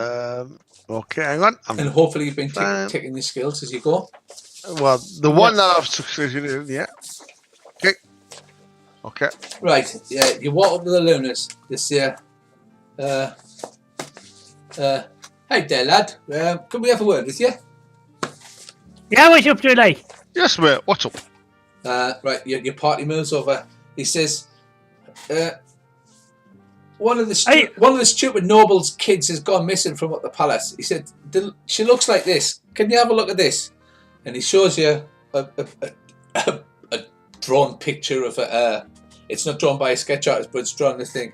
He says, I mean, obviously, you know, she's not with you, but have you seen her or anything? What? Look, to be honest, it's my job, right? I wouldn't do it if I wasn't doing what I was told. Oh, I get you, mate. It's fucking terrible when they do things like that. You never get to do it, and you're on your feet all day. I am. I'll give it a good look, not a quick one, and go, yeah, sorry, mate. Let's look at that again. Right, he holds the parchment out and he goes to the other one and goes, see, I told you this was a waste of time. We're standing there all day. All I'm doing is wearing my boots down. The other one goes, tell us about it. Well, we've got another 4 hours and then we're off shift. So, like, if she's gone missing from Bolthole, why are you looking for her coming into Bolthole instead of going out? Doesn't make much fucking sense, that. Hey, mate. Or did she go missing outside of Bolthole and just going into Bolthole? Because when that sort of thing happens, it's very difficult to work out what's going on. It's an inconsistency. He goes, I do what my centurion told us. He said, question people coming in and going out to see if they spotted this kid. All right. Does the kid look like the kid? While the kid is a little girl. While Earth's talking to him, I'll slide off. The kid is obviously, she's obviously, she's got lunar features, you know, like the Roman nose that she's shaded in as if she's got darker skin, and she's obviously some luna's daughter. So is there like a reward for finding her? He said, yeah, they'll probably pay you 40 lunas up with the... Got another one of them pictures? No, I haven't, he says. Can I go and ask a centurion for one? No, you can't. He's starting to look irritated now. Okay then, see you later, lads. Have a good shift. Aye, see you later. Bye. When we get a little bit away from him, I'm just gonna look at him and say, "What is wrong with you?" Nothing at all. Everything's absolutely fine. Nobody looks at you if you carry the clipboard. Is that right? Pretty much. Fair enough. Oh well, okay. Right, so you go down to Dirty Lil's. Oh yes. It's a fun place. It's actually cleaner than it sounds. And you have a whale of a time with your two baboons, which only last 15 minutes. But your baboon, I think your duck. we'll hang around somewhere where we unbaboons not in front of everyone, because that might be no. Well, Brice can cancel it at any time. It's his spell. All right, okay. Right. So you're down at Dirty Lil's. You'll have a pleasant evening. Do you join in the karaoke or? No, I'll get some sausages for me, the boy, and the fucking dag. Right, and what about you, Ryan? I'm just gonna get some meat kind of food. And I wasn't specifically asking what you have for tea. hey, that's what I'm doing. I'm eating food. That's what I'm doing. I'm not gonna join in the karaoke. I want to keep low key. Right. And yeah. That is it. I don't want to accomplish anything. I'll keep that. Karaoke is a Praxian word, and it means singing badly. I'll do that then. Right. What I'll do, Rich, is I'll nip out to the local Thieves Guild. Yeah. And, pay me hellos and stuff like that, and see if I can find out if there's anything on the wind about anybody looking for a young kid, kind of like the one we've got. Okie dokie. Give me an intrigue roll then, please. Intrigue. Great, 10%. Okay. Right.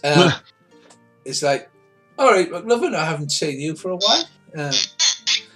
You meet like one of your contacts. You go down to one of the safe houses, the main safe house where all the guys are. You go inside.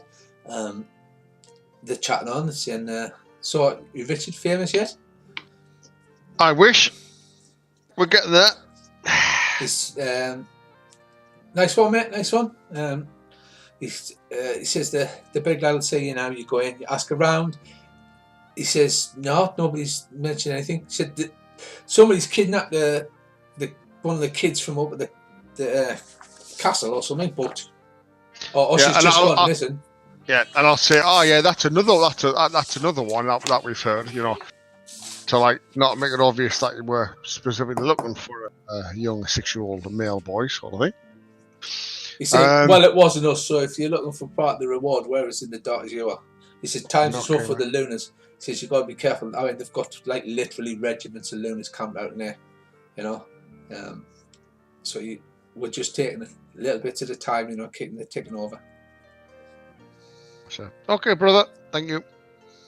He's like, stay safe. He went, he goes, okay. By the way, have you getting sunburned or something? Said, well, you know what it is in these deserts when you're adventuring. He went, I thought you were heading up north to Apple Lane. He went, it's always raining up there. That's what we heard. It's crap. All right. What? I just had visions to this kid going, didn't know the weather was so good in Apple Lane. We should all go to Apple Lane for our holidays then. Literally the next, the Thieves Guild outing, you know, like... Caravan, sure. You know, like only fields and horses when they go on the trip to Margate, the Caravan turns up, all the thieves jump out, they've got little knotted handkerchiefs on their head, they're like, it's pissing down with rain. What the... We're supposed to be able to drink apple cider and sunbathe, and look at it, it's chucking it down, it's muddy. Yeah, I'll say, the cider's nice. But the Lyria Temple... Oh, the Lyria Temple. Oh. The ladies. Right, you have a pleasant evening. Earl, you can give me some singing roll for your karaoke. Earl, I am so tempted to do it, but we're not trying to notice anyone, so I'll not sing this. I want to make sure I keep 100% active watching, but not like looking like I am. And so you put in the Strider routine, so you're basically the guy in the corner with your hooded cloak pulled down low, watching everybody, so that like even these hobbits who have never left the Shire in their entire lives walk in and go, wow, there's a mysterious stranger in the corner with a hood over. No, but I want to be at the same time. I want to be drinking a lot, but not actually drinking alcohol, but drinking just generally like water and stuff, but in the same. To make it look like I'm trying to... Well-known fact, the ancient Celts did a killer line of alcohol-free beer. On top of that, we're probably not getting too many problems because we've got 2 humacties with us. And basically, a humacty in a bar, you can tell because the dance floor has a humacty-shaped sphere around it that no one goes. Yeah. However, ducks do love to sing, even though they're terrible at it. So Andy's going to get up and have a go on the karaoke. Awesome. Well, I will sing the song of my people for the lad, so he can learn the songs of his clan. But there are no sort of underground songs going on. It's all good fun. They've got a bard playing, and basically, let's have a go.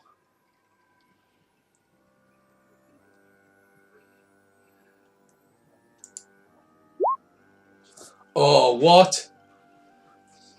Right, Andy gets a round of applause because literally ducks love to sing by the Tavern.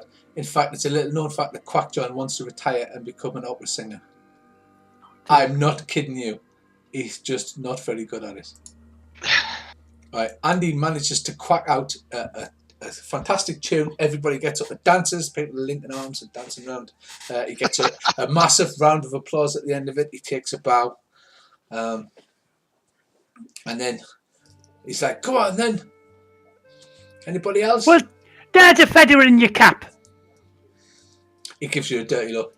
That was a duck joke, wasn't it? Sorry.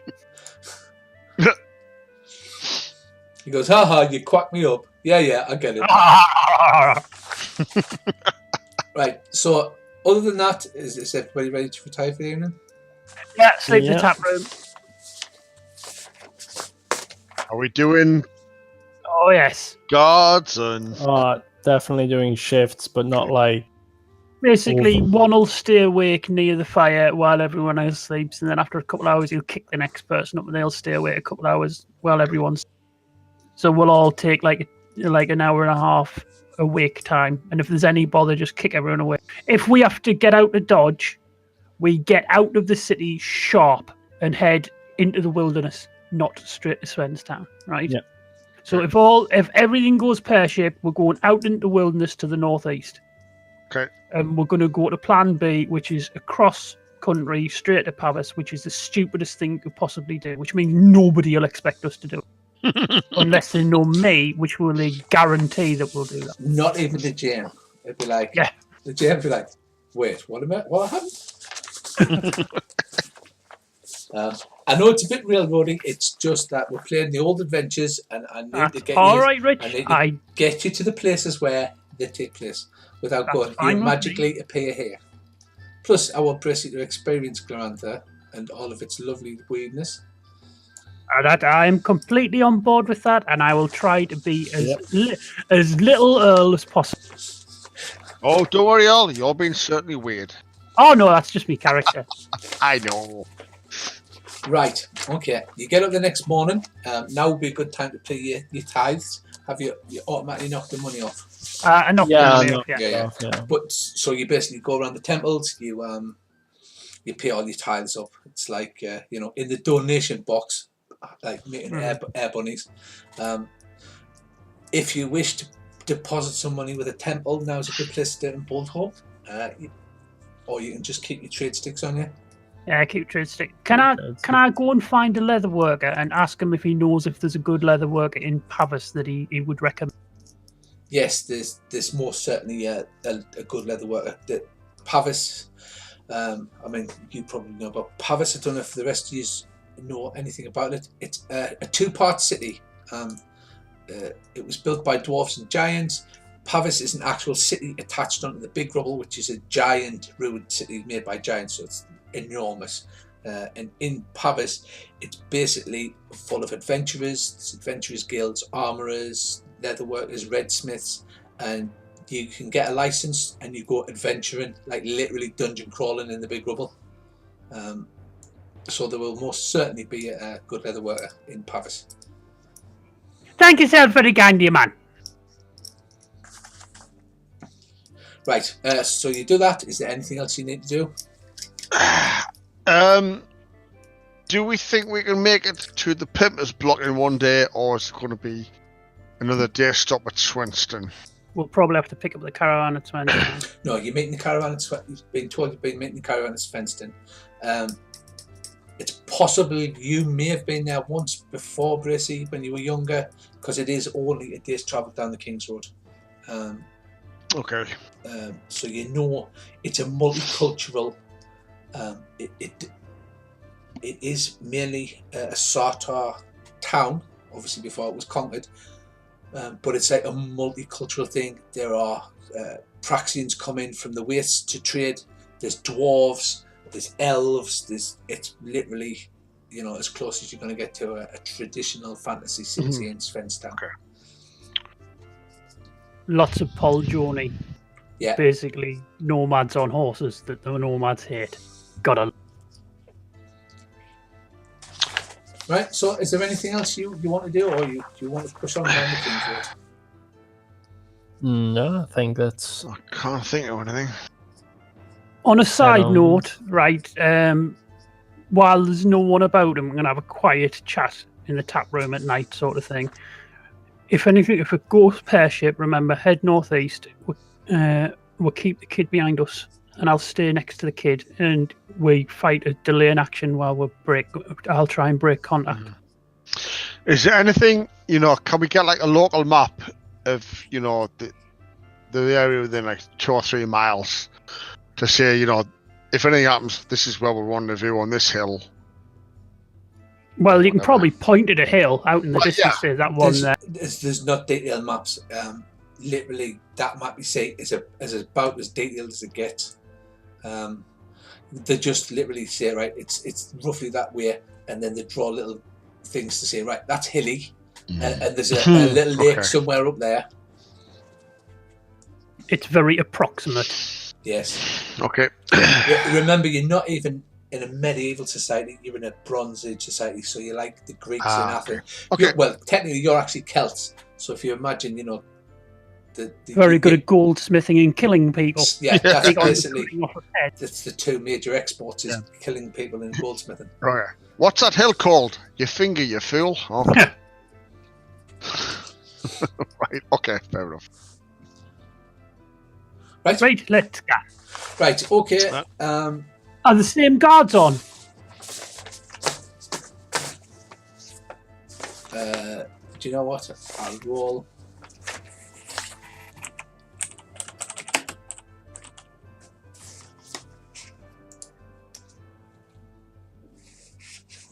Rolling 1.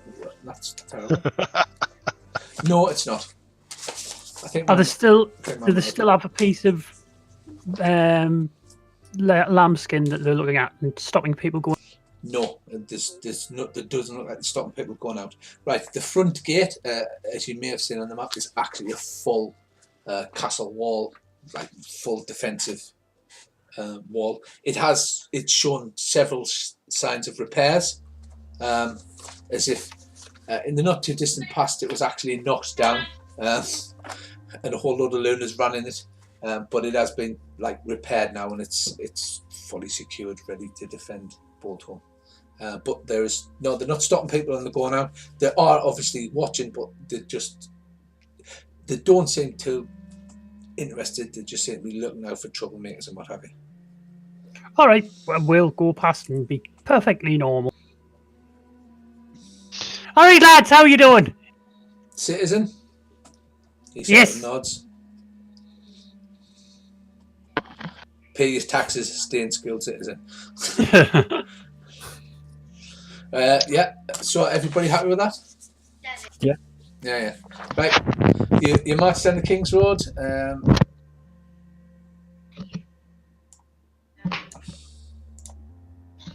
And I believe I worked out you. Yeah, on a King's Road you can easily make, because you can do 40 kilometers a day. So you march down the King's Road. Again, there's waypoints every mile or so. You know, there's people stopping. There's even more trade, because Svensson is it's my favourite town actually in Sota. Trade comes from all over. It comes from the Praxians. It comes from the Paul Johnny. They come in to trade for iron. Sorry, not iron. Well, iron if they can get it. Bronze and metal tools, and they trade hides, they trade bone, jewellery and implements and things like that.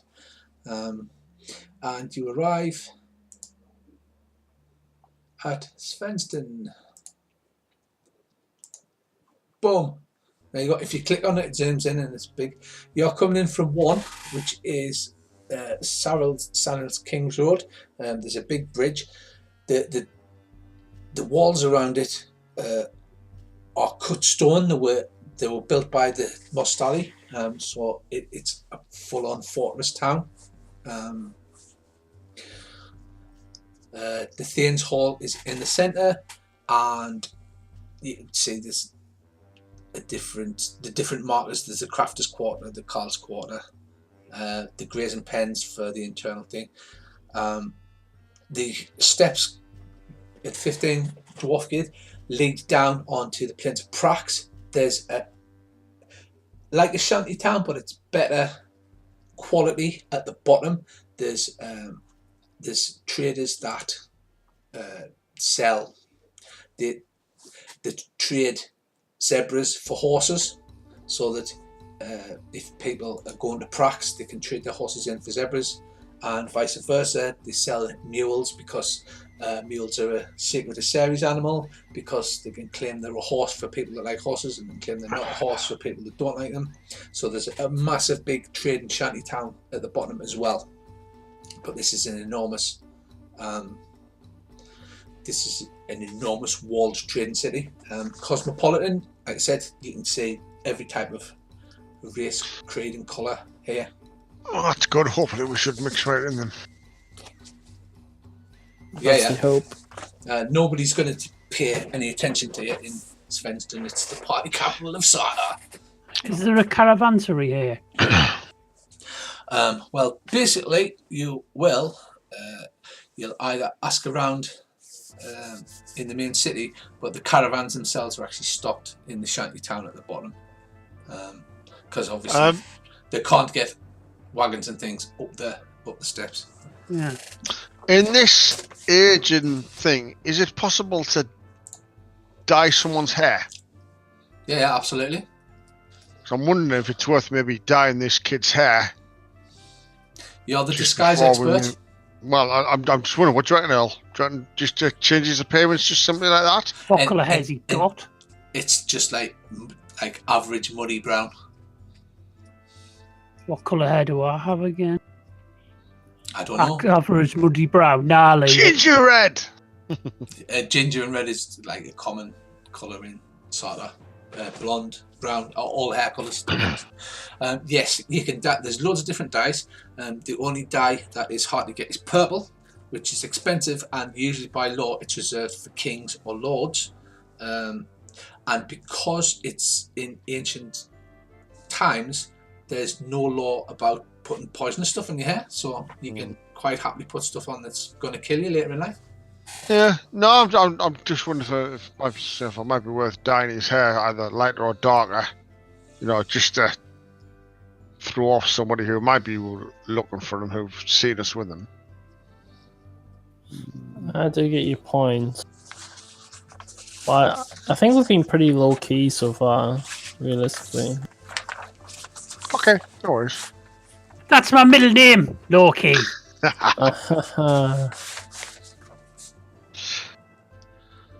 Yeah, okay, let's just see if we can find a tavern and chill out for the night then.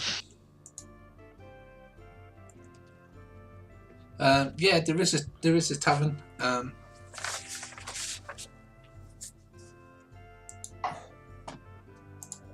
It's over in Merchant's Quarter.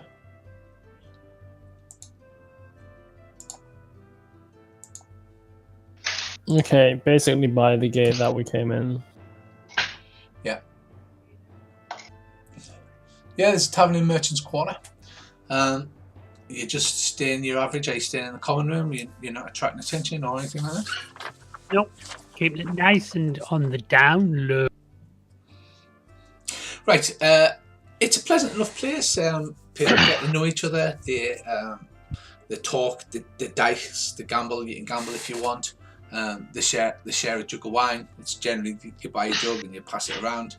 As everybody gets a little bit drunker on the night, this absolutely stunning young lady comes in.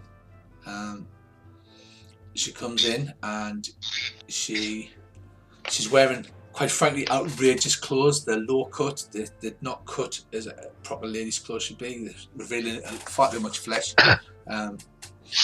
She goes over to a bard that's sitting there, a skald, and she pays him like an outrageous amount of money to play. She's saying, play something. She takes a jug of wine and she's like really knocking it back, and then she starts like gyrating and sexy dancing. Does she look like an adventurer, basically? No, she's not dressed like that at all. She's not wearing any weapons, which is strange in itself. She's not wearing any armor. She's not dirty. It's like someone out at the club. Yeah, she basically looks like a mid-20s lass who's out clubbing.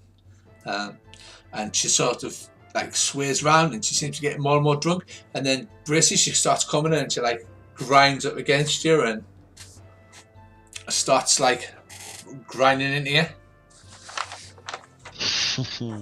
And she's like, yeah, are you going to come and dance? As Admiral Akbar said, it's a trap.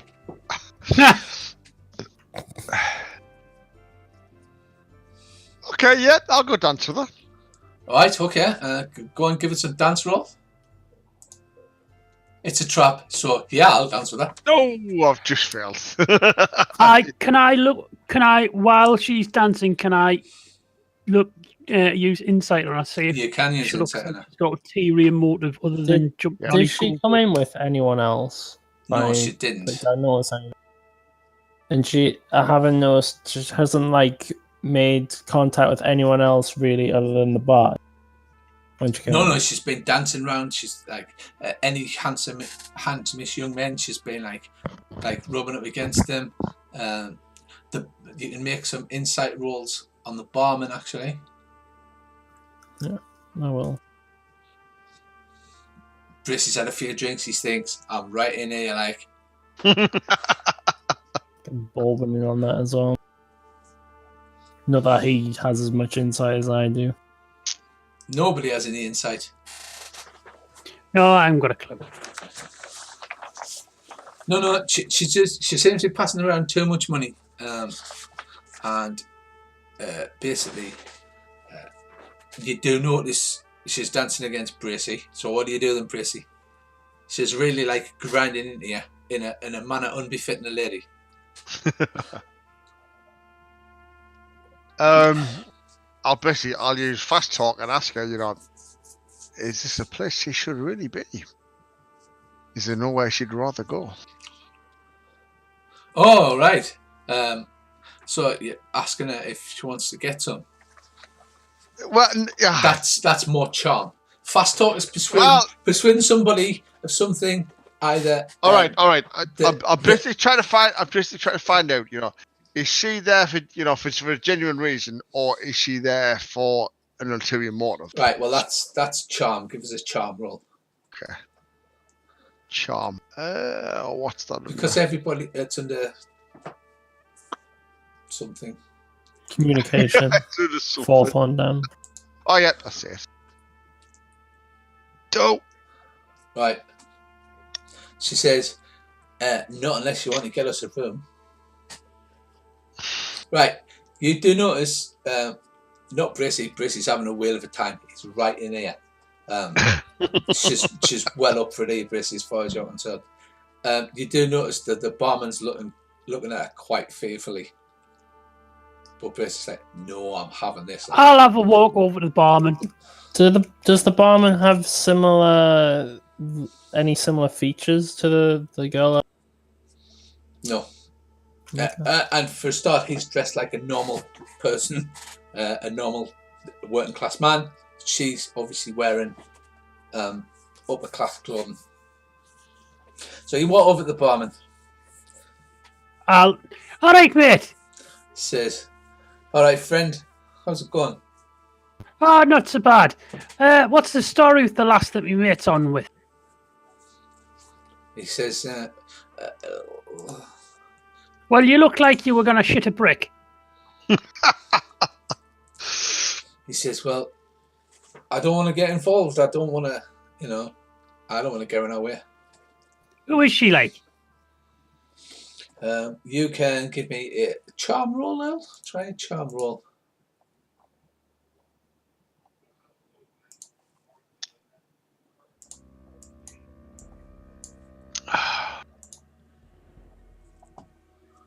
He says, No. He says, Hey, you don't sell Graydog ale in here, do you? He says, I don't, but I've got the next best thing. I've got some Praxian horse sweat. Don't worry, that's just the name. Not try it either way. He says, because the clue is horses are unhealthy according to the Praxians. Yeah. Funny people. He pours you this beer out and it's pretty damn awful. Right, basically, she's turned around and she's now put her arms around you and she's dancing into your neck and grinding provocatively against you. Right, now, I'm not stupid. I know something's up here. Can I have a perception or something? If she's showing a lot of flesh, can I see is there any marks or any tattoos or anything that I can see on her? Yeah, absolutely. And roll a scan roll. Right, what about you, Ryan? Do you have anything in mind? Nope, I'm keeping, other than generally keeping an eye on her, seeing if she does anything like, in case she's, I don't know, she's definitely doing something Success! Weird, so Bam! keep an eye on that and try and keep an eye on the kid, and Baldwin will try and stick by his side anyway, as well. Right, okay. Right, Brissy, you don't see any tattoos or anything. You do catch a flash of her underwear, though, and it seems to be purple. Is that relevant in any way?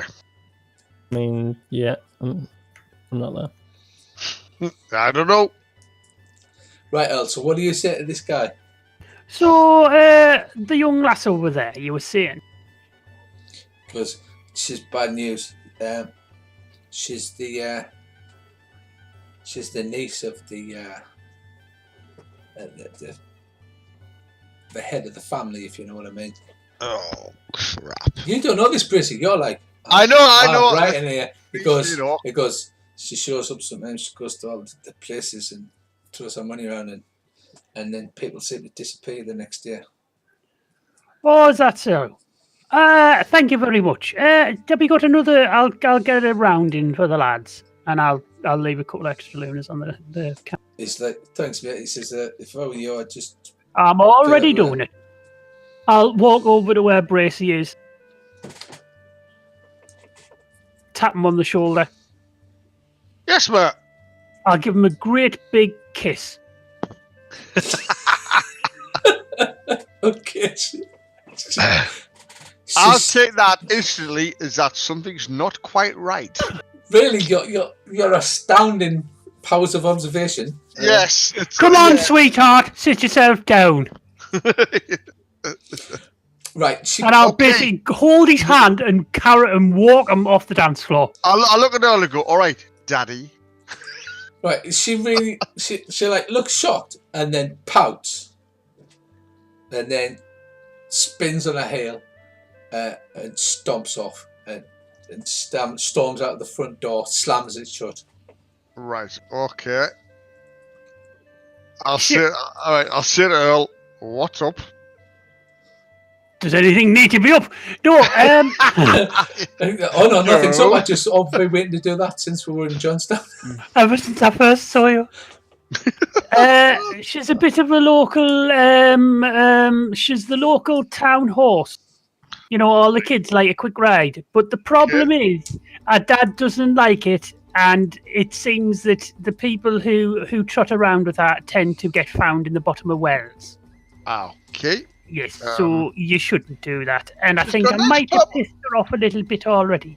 Right. I'll mention the fact she's got purple underwear, and I don't know. That's really expensive, and only nobles and feckin' lunars use. Is it? Ah, right. Yeah, when you were talking about it was anything cult related or anything like that. So, like when you were talking about dyes earlier. Yeah. And it's like, people who say things like, "So you want to dance with my niece, huh? I find you some lead shoes to wear." Yes, it seems to have a very organised family of people who organise things quite a lot. Probably known quite well from your old past. What's the name of the guy we're supposed to meet again? The name of the guy you're supposed to meet is Devarhelm. I'll walk over the bar again to collect the drinks and go, bloke called Devarhelm round here. Caravan. He says, yeah, he's well known. He runs a caravan from here to Pavis 2 or 3 times a year. He says you'll be able to find him down in the shanty town if you go to where all the wagons are parked and ask around down there. Anybody will know. I'll have a look outside. Is it dark, or like as in shouldn't be walking around, or is it? No, it's kind of dark now after this close erection call. Right. In that case, I'll go back down and have another pint and another sausage, and then sit quietly and keep an eye on the door. Yep, I have something that's non-alcoholic and try and sober up if I even had anything to drink. I'm trying to think what would be actually non-alcoholic. Water. I mean, that's exactly what I said I was drinking. Well, it's the Hugh Mac to go to the bar. I'll have a pint of water and nobody laughs because he's a Hugh Mac. Or the Aldrami have a drink which is water with which you boil with dandelion leaves and burdock leaves. Ooh, yes, that. That's a good one. Something's not quite right here, Al. I don't know about you, but I'm like, something's dodgy. Something's not quite right here. Yeah, you were almost found at the bottom of a well with lead shoes on. That's what was dodgy. Exactly. But Well, still, they still might, send in the guards, as it were. Well, if the boys come round to have a bit of a rock, we'll give them a bit of a rock. I mean, it's not like, it's going to end up cutting the governor's head off and start a revolution or anything. Ain't over yet.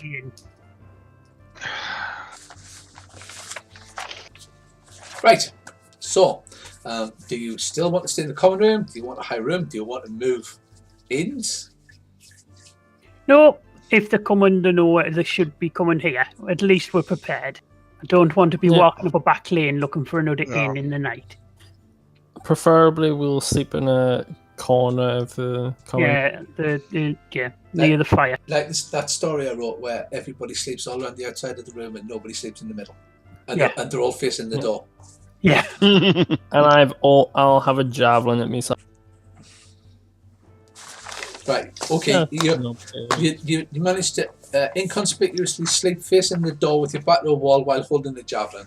That's perfectly normal behaviour for a human. Well, it kind of is. I mean, people can come and ask questions if they want. Yeah, because that happens all the time. It's like, see that humanity covered in death runes in full plate holding a javelin? I think I'll go and ask him how his day was. I'll spend a lot of time saying to people who look drunk, are you looking to buy duck? Okay. What time do the or does anyone find out what time the caravans normally leave? Is there a normal leaving time for them? It'll be Dawn. early. Dawn they'll leave. Okay. So you'll have to get up at like 5 o'clock. That time I always get up. It's the best time to stay hunting. Right. Well, amazingly, nobody wakes up with their throat cut in the middle of the night. It's always a good thing, that. So you bid the bar staff farewell and head out. It's still dark. The sun is like literally just below the horizon, so it's light enough to see. Breakfast sausage, anybody? You've just got an enormous bag of sausages, and Bobbin's got a bag of sausages, and Alan's got a bag of sausages. Yeah. It's the perfect food. Well, it's like a pick. It's like a pick, a thing of. I think it's just an L thing because they put all the guts and the horrible stuff that we would normally throw away, and he actually likes them. He's getting the bits of gristle and going, the gristly bits is the best bits. Oh, I love it when the grease pours out. It's delicious. I mean, half the stuff he eats, people look at him and go, I think people just look at him and do the same thing. Wow, me. Right, so you head to the steps leading down that leads to the big shanty town. Like I said, there's an enormous paddock filled with horses and zebras. There's a load of tents pitched around and like a few semi-permanent huts made of wood and what have you. And you head over to the bit where the caravans are, because obviously there's a massive area. There's loads of caravans all parked together in circles, more or less, to keep them together. You ask about, and they point you to Varhelm's caravan. As you can see, everybody's sort of running around, packing stuff up, getting the caravans ready to go. And you see a guy, a bald guy with... he's quite well tanned. Obviously, he goes through practice a lot, so he's quite well tanned. He's got a beard that was brown, but it's bleached, kind of blondish with grey running through it. He's wearing a series runes. He's carrying a quarterstaff. He looks very imposing. I'll walk over to him.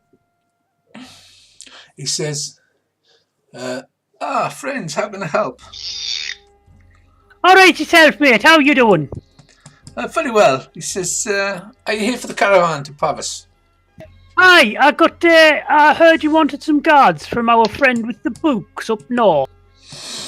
Ah, yes. Yeah, we go to the same church sometimes. Nice lad. He says, he says you can travel. It's 5 lunas a week per person, or I can pay you as guards and scouts at 2 lunas a week. Food supplied. Sounds good to me. Yeah, I mean, that sounds pretty good. He says you get 10 lunas bonus per attack that's beaten off, or double for mounted scouts. Obviously, you don't have any horses. You will be walking.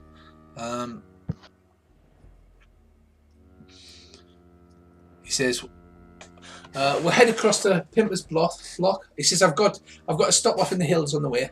I'm meeting another trader. He said, then we're heading up the Moonbroth to Dwarf Knoll, and then finally we'll join the Royal Road and head along to Pavis.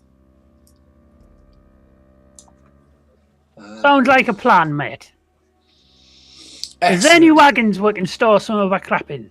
Yeah, he says, yeah, these are the guard wagons here. There's two, they're like open back wagons. He says, yeah, just put them in one of those. Right, we'll toss our non-vital crap in there, you know, like whatever non-vital crap. Yeah.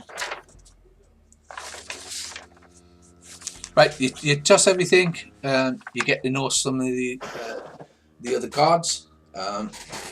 There are 3 centaurs. They're like pleasant enough to meet. All right, lads, how's it going? Oh, not so bad. Don't look like the centaurs. Oh no, probably don't. Yeah, Because they they're look- dead. No, he was dead, but the other guy surrendered, and he did actually heal him up after, because he'd surrendered. He'd accepted his surrender, so it could heal him up. He was within time to bring him back to life. All right, okay. 3 centaur guards, they're nice enough blokes, honestly. There are. Can I ask if are they the usual guards for this caravan, or are they the first timers? No, he says we signed on a couple of years ago, but it's nice. We get all our food, we get paid, we get to travel a lot. Is there usually any trouble? He says, oh Good yeah, question. probably once or twice. He says that's why everybody travels in a caravan. It's people who travel in small groups across the wastes. We end up finding the skeletons lying about. Where's normally the trouble between Dwarf and Pavis, or Moon and Dwarf? He says normally after you get to Pimpers Block, he says, because although we skirt along the side of the march so that we're not crossing in the hottest part of Prax, there's more opportunities for people to be hiding in the trees and what have you. Oh. He says, plus occasionally you meet chaos. Chaos is as chaos does, as we see it in the caravan. No. Good. He says, anyway, it's nice to see you guys. We'll share a jug later on. Alright, cool. Okie dokie, matey. Right. Aye, matey. Right, so you have a general look around the caravan that's packing up. There's a large group of a mixed race, but mostly human. The pilgrims wearing various random clothes. There's a group of 9 nomads. They are quite obviously from the Paps, because their basic garb is more or less what the Red Indians would wear. So they're definitely nomads. There's a pack of baboons who are all sitting together. There's a group of Lunas, not soldiers, just they're obviously Lunas because of their dress, and they're around another wagon, and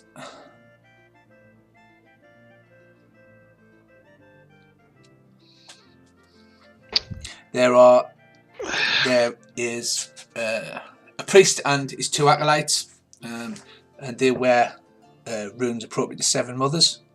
4 general servants, and 2 of the guys who've just hired on. One's a giant red-headed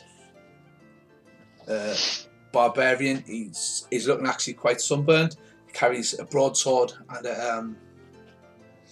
a bow, and another is a small guy about the height of Bracy. He's wearing soft grey leathers and carries a rapier and a parrying dagger. And they come over, the big barbarian guy offers his hand and he says, "Well met, fellows." Hey, hey, man. He says, "Yeah, I'm Fafford of Valens Brace here." Ah, pleased to meet you. And he says, "And this is my friend, Mouser of of Goodshaw." Pleased to meet you too. Right, so Perth, can you... I can do to help. Not from round these parts then. He says, "No, I'm from up north in Valens Glacier, and Mouser is way the other. He's up north, but he's the other end of the country. So if you can please make me insight rolls and local law rolls." Right.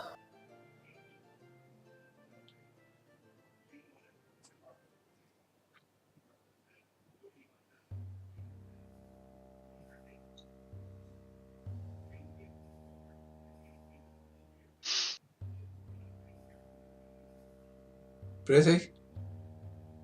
Made me roll. Insight failed. Right, Valens Glacier is up north, but it's normally, you believe, from what you've heard, that only snow trolls live there because it's too cold for normal races to survive. It's only populated by snow trolls and beasts and demons. And he reckons that's where he's from. Yes. Does he look like he's from a cold climate? Like, yes. Is he wearing a big... Yes, it looks like he's actually like too hot. So he's got the arms cut out of his jerkin. And like I said, he's looking sunburned, he's peeling. He's quite pale skinned, and he's got red hair. Where's local law? Homeland law one. Homeland. It's going to be a rough trip for you, brother. It's going to be a bit warm. Right. Oh. Right. Yeah, it's fine. Bracy, what he said, you've never even heard of Valens Glacier. That doesn't exist, that. Oh, I don't like this guy. He said, "Oh, we've only signed on for the journey to Pavis." He says, "We're me and Mouse are here. We've heard the treasure's good in the big rubble, so we're going to go and try and make our fortune." He says, "I'll gladly share a jug with you later on." And Mouse just says, "You talk too much, Fafford." He says, "We don't know these people. It could be anybody." We are anybody. He just laughs, claps you on the back, like staggers you with his big brawny arm, like proper big strapping barbarian dude.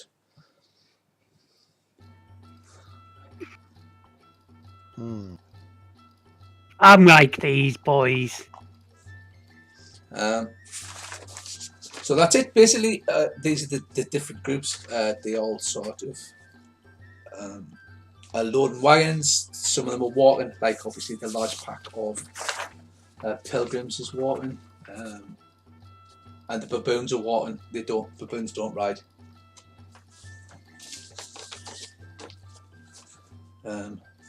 Weirdly, 6 of the baboons are very prominently.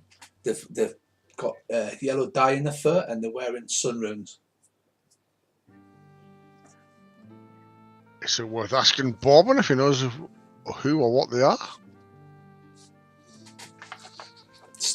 Would he know? It's just a different tribe. I don't recognise any of them. They look now like him. If you want to make a cult law, please. Everybody are. Everybody, yeah. I don't see why it wouldn't spring out. What baboons?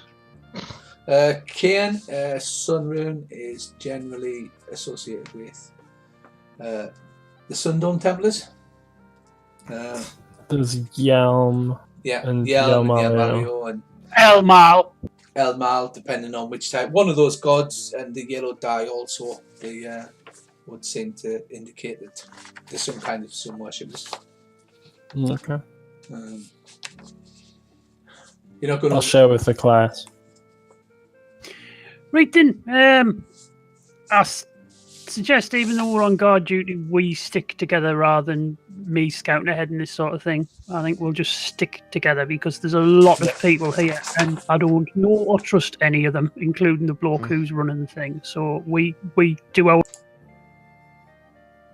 The kid stays next to me and he gets I'll treat him exactly the way a normal Graydog kid would be treated, i.e. pick that up, get this, stop looking at that, get your finger from you. I stop putting your finger up your nose, it'll turn into a cabbage, that kind of thing. Clapping around the back of there. Fetch your daddy's pipe. Where's me slippers?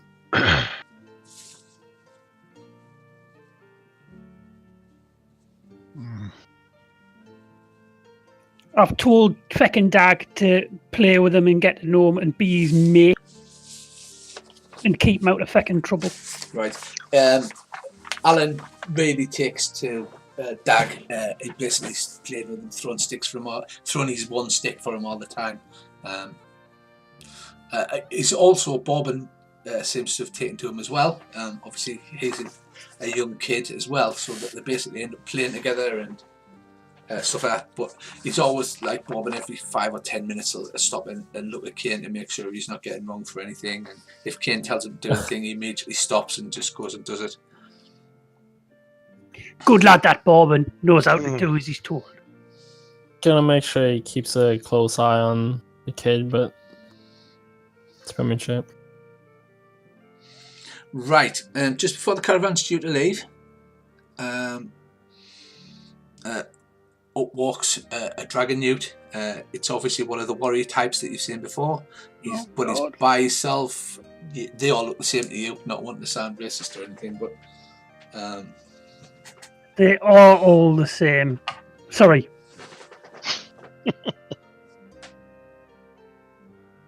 That's part of the problem. He doesn't seem to pay you any extra attention to what he normally would. What you are currently used to on the dragon newt front. In fact, he doesn't seem to pay any attention to anybody. He comes in, he sits down next to the lead wagon. He has a pack with stuff on. He's got one of those weird swords with the made of wood with the obsidian chunks in it. He's not carrying a bow though, and he's carrying a 3-pronged dagger for his offhand. Is none of the other guards paying him any attention? Like they look like he should be there, or no. Well, random people join all the time. Obviously, you can either pay to join the caravan for safety, or you can assign him as a guard. Yeah. He just basically sits down, doesn't join the other guards. The rest of you are laughing and carrying on. And if he's just wandered in there completely random, somebody would possibly say something. Okay. Or maybe just go, yeah, it's dragon, just leave him alone. Right, you set out. The first day is deliberately slow and easy. And although you could reach Pimper's Block in the first day,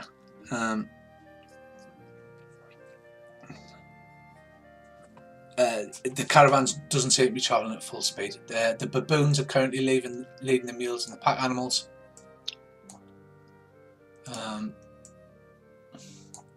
And the weather's okay. It's not raining too much. But as you approach a village, you stop, and there's a peasant comes out, and he walks to the front and speaks to Dvarhelm. Well, he speaks to the centaurs first. Are you walking out the front as the caravan guards? Yeah, I'll go up front. Yeah, you hear him talking to one of the centaurs. He's saying, "Oh, I want to join the caravan. I've got me fee." He's just a normal, average peasant dressed in peasant clothes. He's got a small bag with his scant belongings in. The centaur goes, yeah, you need to speak to Varhelm up at the back there. And he smiles, and he smiles a really goofy smile. He says, I'm going to Pavis. I'm going to be an adventurer. I'm going to be famous. Oh, dear God. Okay. Yeah, we'll be fishing your body out of the Zola Fell before the week's out, says one of the centaurs. But he smiles and he walks off, and he nods cheerily to you. Pleased to meet you. He says, I'm Clid. Nice to meet you. And he vigorously shakes it by the hand. That's a really unfortunate name. Yeah. But okay, I'll shake his hand. And then he disappears up the back. Shortly after that, the caravan proceeds on. And then it stops just over halfway to Pimmer's Block. It's a track like you've seen before. There's a large, open, relatively flat, scrubby space. And in that is another caravan. That caravan, however, instead of wagons, has giant beetles. Ooh.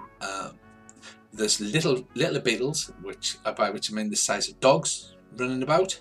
And there's also, it's enormous, and there's also like giant mosquitoes flying around.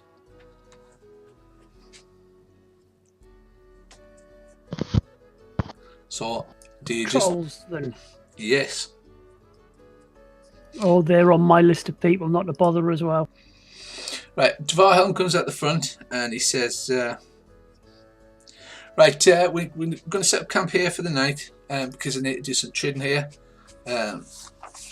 with my good troll friend, Bigat. This giant dark troll guy comes out from his caravan. You pull the caravan onto the scrubby ground. He comes out. He shakes hands. He lets out a big boom and laugh. This troll towers over everybody. He's got like brass rings in his ears and like weird looking jewellery. He's wearing a lot of like lead rings and things like that, which doesn't make any sense because you can just like get lead anywhere. And he says, we'll set up for the night. Okie doke. I'll make sure when it comes to guard rotations that there's always one of us awake next to the kid. And the kid sleeps inside one of the wagons with one of the other people that's his friend. Let's make it look like, let's be like, we're not particularly protecting the kid, but we are protecting the kid. So, yeah. Right, okay. Right, you spend the night there. There are some other trolls, but obviously this big troll with the expansive belly and the big laugh, he's the main guy.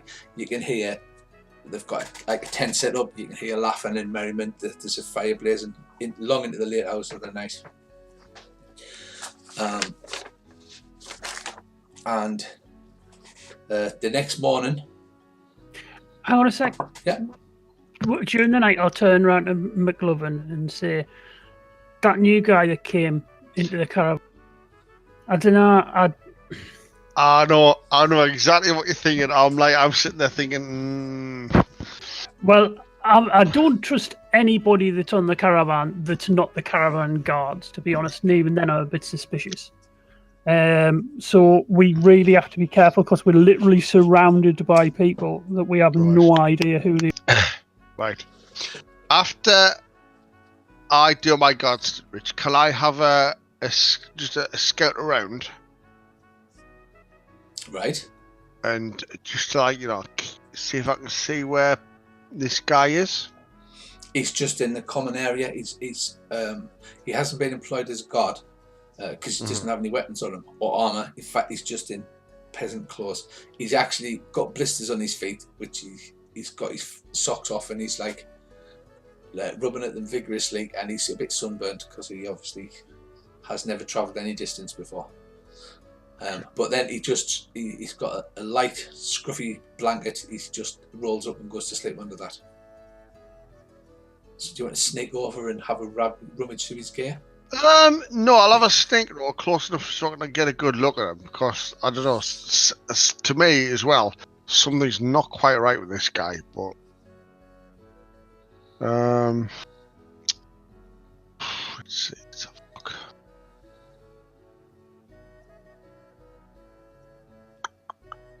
Will we move quietly?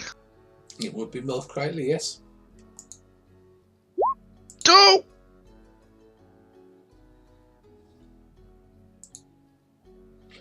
Okay.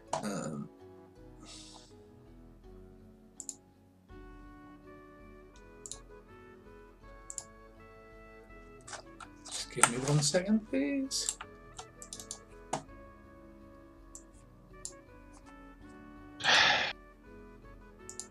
Right, so you sneak over towards him.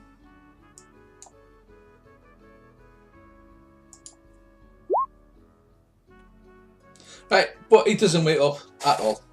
He's snoring loudly. He's completely ignoring you. Right. Can I have?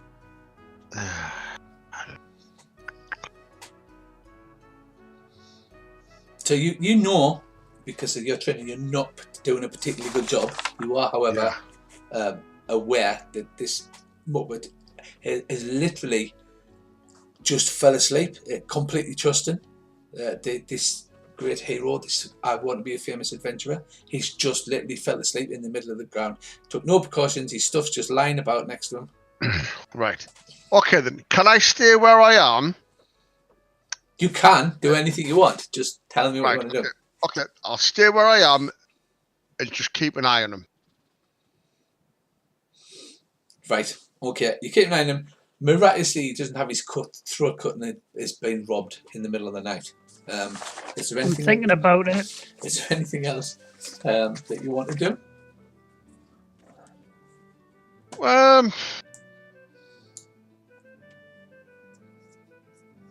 Or any of you? Are you just basic?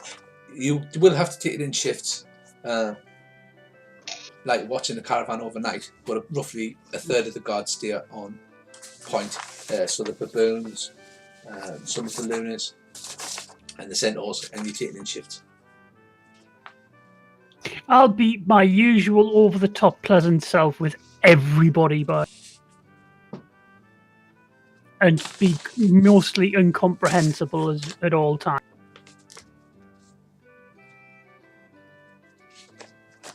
Right, okay, doke. The night passes without event. Obviously, they stayed up. And in the morning, there is a caravan. There's a wagon full of goods pushed over the troll caravan. And basically, a load of troll can come out and start offloading things onto the troll merchant. And then a whole pack of trollkin and one dark troll comes across to your caravan. Can you please make me an insight roll?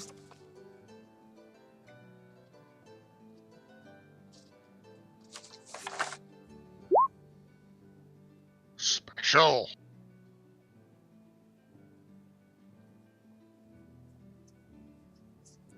Can't ever find insight. Perception. Yep.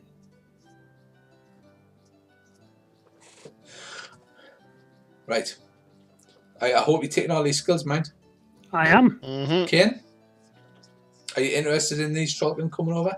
Right, because it's during the day, all of the trollkin, but not the dark troll, have cloth tied around their eyes. It doesn't seem to be affecting them in any way, but they've got cloth tied around their eyes. So they come over. They don't look scared or anything. They do look downtrodden. You do notice, because of your insight, that all of the trollkin and the dark troll have their ears bitten, like a hole punch. Now, normally you would just consider that to be some kind of combat injury, but they're actually bitten in a pattern. So the holes are punched in a particular pattern. Is it in the same place as well? Yes. On each of them, they've got like literally a tooth hole, as if you'd used a hole punch in the same pattern on one of the ears.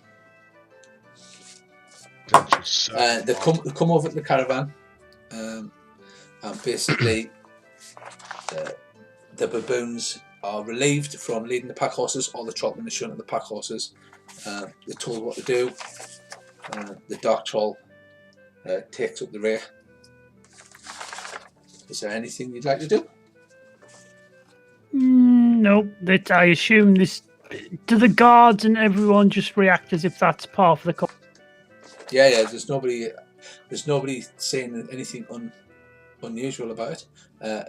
Eventually, the last one to come on is Tvarhelm. He comes back from the troll thing, the troll caravan. Troll caravan packs up. He waves to the other troll, and they basically part ways. The troll then heads off north with his insect caravan. All the stuff is strapped to the outside of giant beetles. I'm talking like the size of caravan giant beetles. And that caravan heads up north. Oh wow.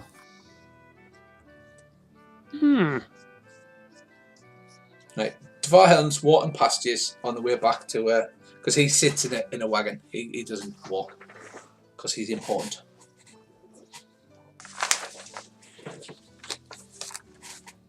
Caravan's getting bigger. It is. I just got a canny deal there. 43 trolkin I got. How much are you paying for those? He says, a little bit of this, bit of that. A lot of gaudy cloth. Sometimes the trolls, they're not fashion conscious, to be honest. We usually only get 10 lunars a head, although we don't have to get the rest of them, which is quite handy. Oh, yeah. He laughs. He goes, aye, some sturdy chalk in there.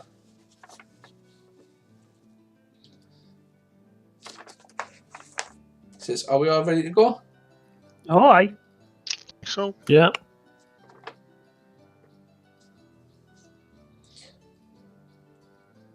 Right, okay. The caravan packs up, and the next day you arrive at Pimpers Block. Pimpers Block is not actually described anywhere fully. Like I said, it's a giant pyramid in the middle. There's a massive courtyard out front of that. There's at the foot of the pyramid, there's an auction block. It is traditionally where people go to either buy slaves or pay ransoms. So if you're anywhere within a few hundred miles of Pimpers Block and you're being ransomed by the temple, usually that's where you'll be sent to. There's a town around the outside. It's nowhere near as big as Fencetown though, but there is places to there's inns and things like that. But in general, the caravan will just park in the caravan part. The only thing they do tell you about is that Morrican are banned, and the Lunars also took this over now. Slavery's not outlawed, it's just very profitable.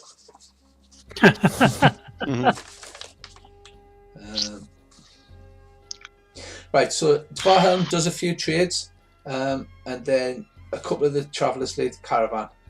6 human women join it. They don't wear armour and they wear poor clothes. They look meek, for want of a word. So they don't say anything, but they come in and they join the caravan. can I have a scan roll on them just to make sure, there's no spotting anything weird about them? Yeah, absolutely. Scan roll is for physical things, insight is for body language. All right. Do we on both or? Whatever you want to do, mate.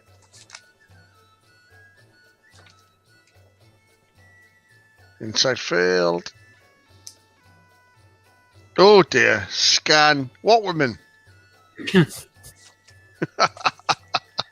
Right. You are sure, right, that one of them is Callius Starbrow in disguise. Absolutely positive that she's going incognito through the thingy. Do you want to share this with Earl? Because this is like a major revelation. Oh yeah, I'll let Earl know. So kill her now will save a lot of trouble later. Shite. Right. Are you second high? Have you been eating mushrooms again? 20 minutes, You I fucking will be. lunatic. Oh, God damn. You're like, it's a troll. What you on about? Yeah, for a start, that's a tree. What? Right. Okay. Do you think, Earl, it's a reasonable plan or whatever to see if we can find another, a kid slave who, if we can find one who looks, like the guy we're taking. We can kill it and fake Oh. this one's death. But no, not quite that. You know what I mean. No, I'm not even sure. If you want to see if we can get one, and then at least we've got a decoy,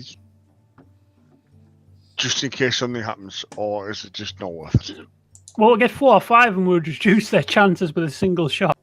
Yeah, or that, yeah, possibly. If it's like I buy a load of really small slaves and I take them to each of my limbs and my torso, so that anybody that shoots at me will then hit them by the rules first.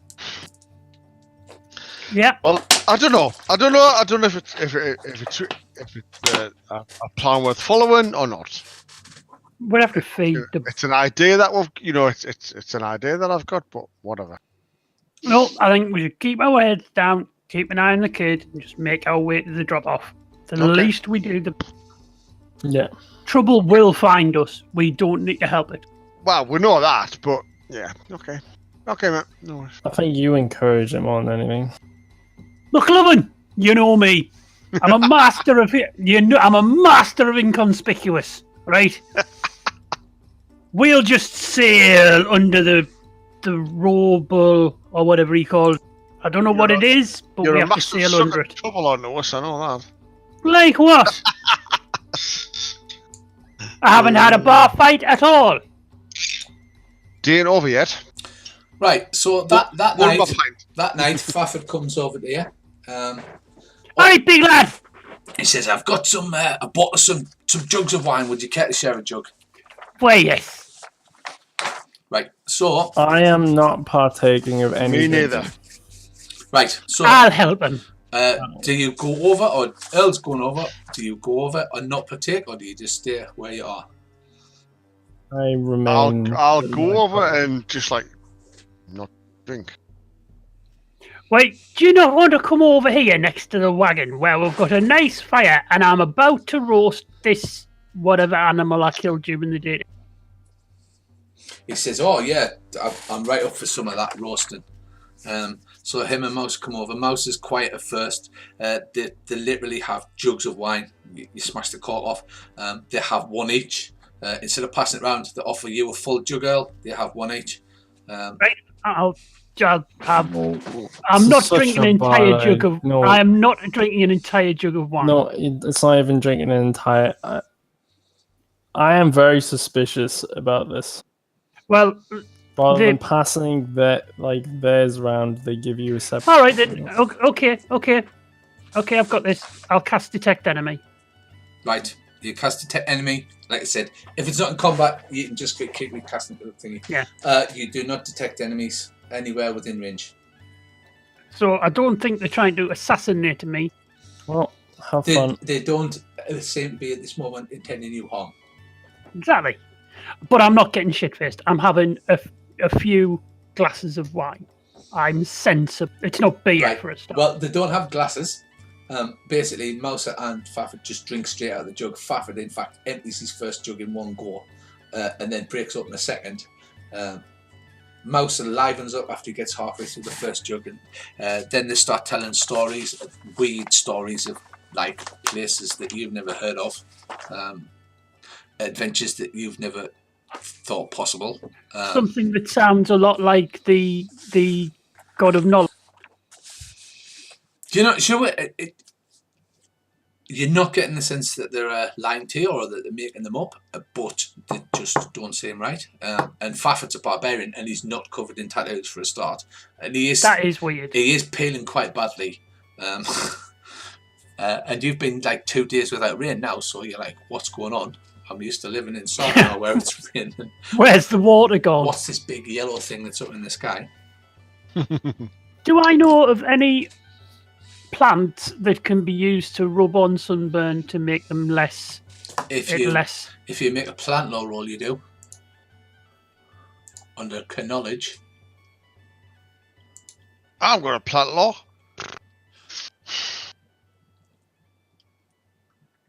I'm sure I've heard one, but I'm not quite there. Dock leaves. You rub dock leaves on them. Yes, Brissy. Yeah, you're right. You're right. Yeah, Brissy. Brilliant. Stinging nettles. You find some stinging nettles and you go, right, if you put these on your sunburn, it'll feel much better. Are you going to go over and suggest this? Because you're sure, you are literally 100% sure that if you put stinging nettles on it, it'll make it better. I don't think so, no. No. I'm sure. No, Brissy, you fumbled. You are convinced. Right? You're like, no, I know what you need. You use stinging nettles. I know they're supposed to hurt, but it actually is really good at sunburn. You are totally convinced that you're right. That's what a fumble is. Oh, I guess I'll throw that. Right, you go over, you go, Fafford, put this on, it'll help you sunburn. He goes, he's slurring his words, he goes, don't be stupid with your stinging nettles. You go, fast talk, please.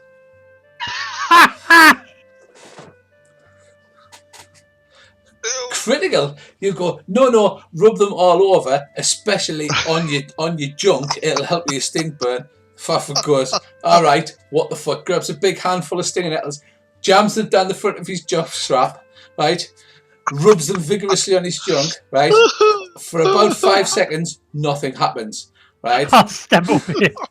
Right? Then he howls, he leaps up, right? Drunks and staggering, runs around in circles, trying to tear his clothes off.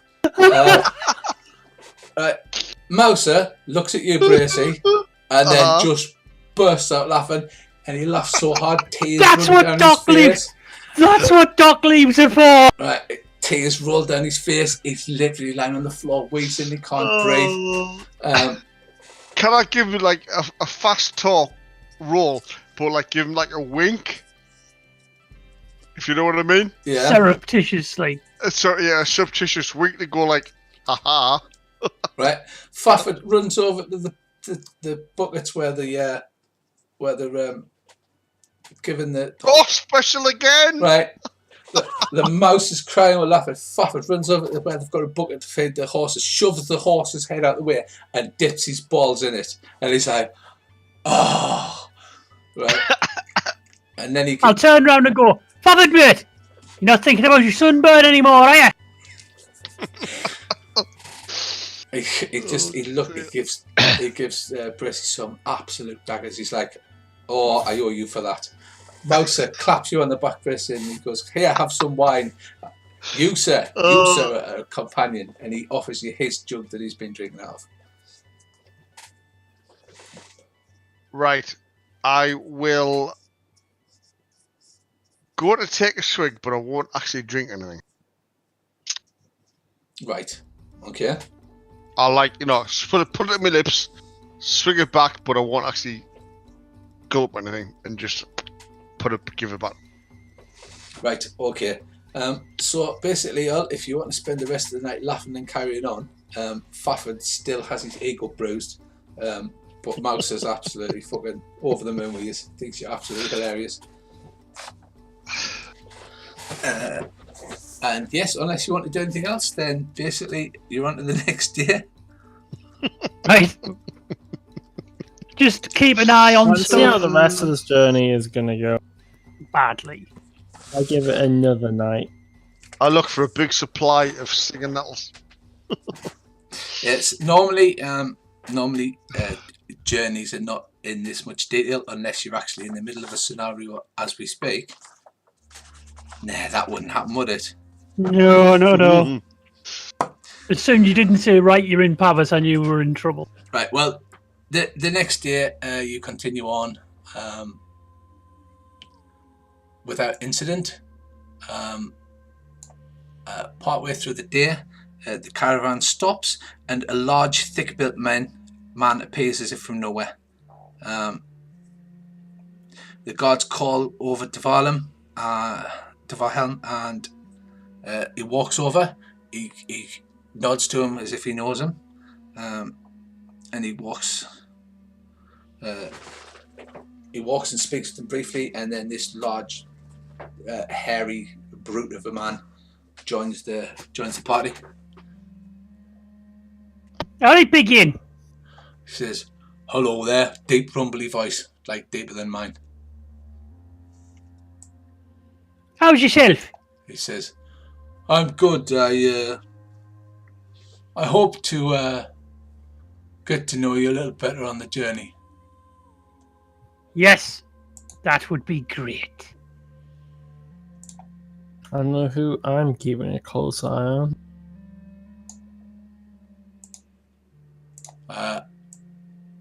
See, in theory, if we just murdered everyone we think is suspicious, there'd essentially be us and 3 centaurs. Yeah. Yeah. So let's go. So the only centaur you've ever met tried to kill you, but yet you trust the centaurs. Well, the thing with centaurs is they can't 100%. hide things very well, can they? Right, it is 10 o'clock. Do you want to go a little bit longer for half an hour, or do you want to call it there? Half an hour. Half an hour? Oh, yeah, I'm game. Right, day 6, you are almost to Moonbroth Oasis. Everybody's getting ready, and then as dawn breaks, there are cries of alarm. Alarm! Alarm! Murder! Bloody murder! Oh no, what is it? Hue and cry! Hue and cry! Right, can we have a scan or a listen? Yeah, roll, look see around. What's Right, going on? literally, the alarm bell is rung, people are shouting. There's been a killing! Oh god. I'm gonna kneel down and tell Baldwin to stay close to. Yeah, stay with the kid. Right, after a few minutes of everybody running about and assuming offensive positions, you can tell the guards who have had experience with it before, as soon as the alarm's rung, they move to the front and the sides of the caravan, they form a defensive perimeter. But it turns out it's not an outside attack. One of the nomads who were basically the Waha guys is lying dead. The 8 remaining guys are standing around screaming blue murder about it, and Devarhelm comes over to them, and they're busy shouting and screaming. So, do you want to go over and have a look? Oh, hell yes! Scan roll, Yes. see if we can see any tracks or anything leading to or from the body. Right, well, Or that's the area. That's a track roll. However, you're in the middle of a caravan with like 100 people in it. So, Yes, Yeah. so I'll let you off and say you do find some tracks. Okay. Right, so he's lying face down on the floor. Do what? Okay, sorry, go on. He's lying face down on the floor. There's no blood. He's not stabbed or anything like that. But without further examination, that's as far as you can tell.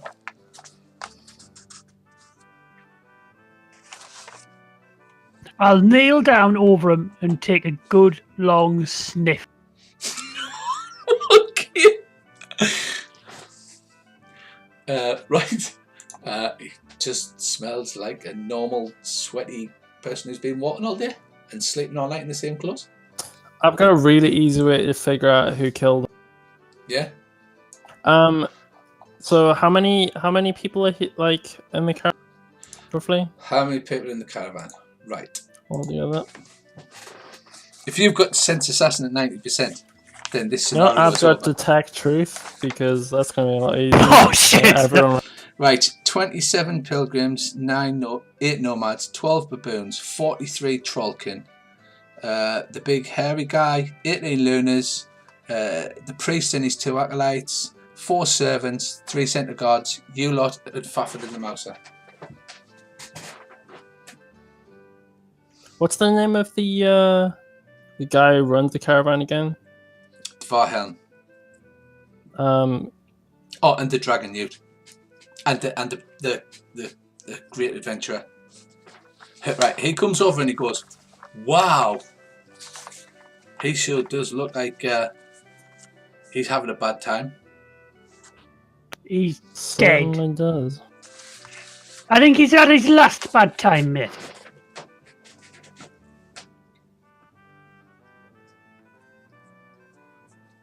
Right. So there's over 100 people in the caravan. Yeah, I mean, how long does the rune spell last? 15 minutes. It does, yes. I just need to get them all lined up. And you have like a queue system and just walk down it. Right. Firstly, you can't force people to do that, so you can ask them if they'll be prepared to do that, and they'll go. Oh yeah, that's what I was gonna go They'll ask. go, fuck you. Everybody The head goes, of the fuck caravan. you, apart from Clid, the normal guy who goes, oh yeah, I've got nothing to hide. Right, we'll kill him first because he's obviously the bad guy. Right, so you're looking at this body. It doesn't smell of anything unusual. I smell it. Good God, Earl. Right, after I've taken a good hard sniff of the body, right, I'll close my eyes and turn around and stare straight into the first person who I'm looking at. Right, okay. Well, the caravan leader's there and the 8 other Waha. Not guys. them. If Wahas had killed him, they just killed him straight out. And They're like Orlantha. They don't do this whole murdery, sneaky thing. They have big fights in front of everyone while they can swing the dicks about. and then there's Clid, and then there's basically a gaggle of people. Some of the Lunas, some of the baboons. I'll stare at the gaggle of people. Right, the gaggle of people stare back.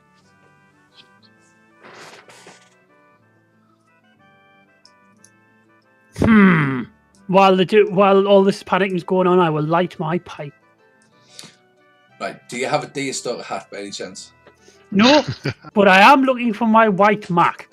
Right, he's lying face down on the thing. There's no blood. Can we check the body to see if there's any obvious way he's been killed? You can check the body, bit of first aid roll.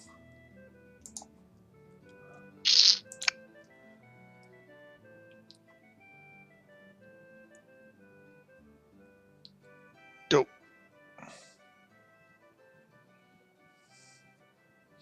Right, first aid roll and a search roll.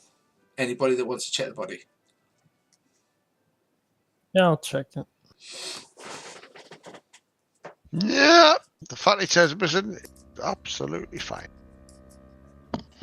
Oh, remember you get so. you get a skill check on a fumble, Gracie, so you'll get a skill check on Plantner. Yeah, you know not what to do with stinging nettles. Yeah, you now know that stinging nettles are not to be used on the genitals. Yeah, fair enough. I've got no idea. Right, nobody seems to have any ideas. Right, so you turn him over. There's no blood. There is, however, a fine red line around his neck, but that's all you can distinguish. I'll go. Excuse me. I'll say to the caravan master. Yes, friends. A quiet word, if you may. Essentially, can I have a quiet word, like? Yes, he says, I'll come back to you. This will be solved. It can't go on, don't worry about it. And he comes off to one side. The Waha colours are not happy at all with their tomahawks and their bows. They are looking as if they're ready to kill somebody. Oh, that's never good. A quiet word. He says, I think I know what might have happened. what happened? I'll lean over and whisper to him really quietly, like cup me hand over his ear and go, somebody's killed him. Just nod at us and look at the big crowd. Right, he looks confused at you and then nods his head and then spins around and looks at the big crowd. And then I'll nod at him, like a proper, like, aha, and just walk off.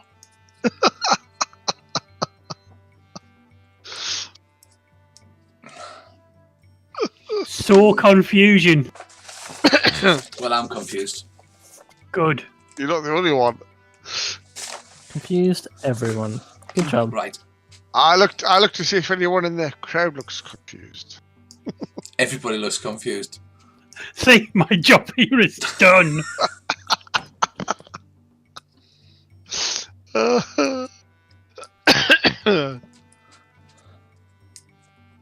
Right. Well. Okay. So that's the thing on his neck. Sorry, the thickness of the line, is it like as if it's a cord? And also, how deep is it in the... Yeah. Is it a cut or does it look like it's been throttled?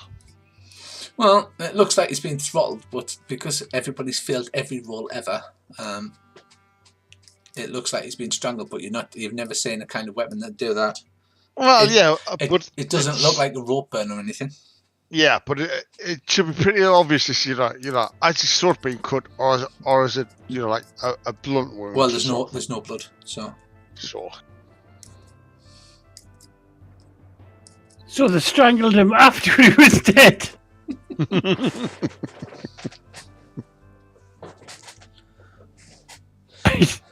We should just carry on because this is going to get weird. It's like, right, well, everybody's standing in this 5 meter by 5 meter area, so 100 people get together and goes, detect enemy. I've done that before and it got my humanity killed. I'm not doing it again. Right, so they load the body on. Obviously, they'll need to do funeral rites, but they want to press on. And people start talking, but everybody's now starting to act suspiciously of the other groups.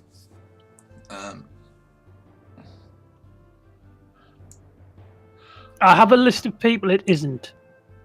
Us. That's about it. The two guys who were drinking with us. Why do you say that? Well, if someone the size of the bloke who was drinking with us, the red-haired guy, had strangled someone with a delicate cord, their head would have come off. Yeah, when he patted you on the back early, like fairly knocked the breath out of you, like.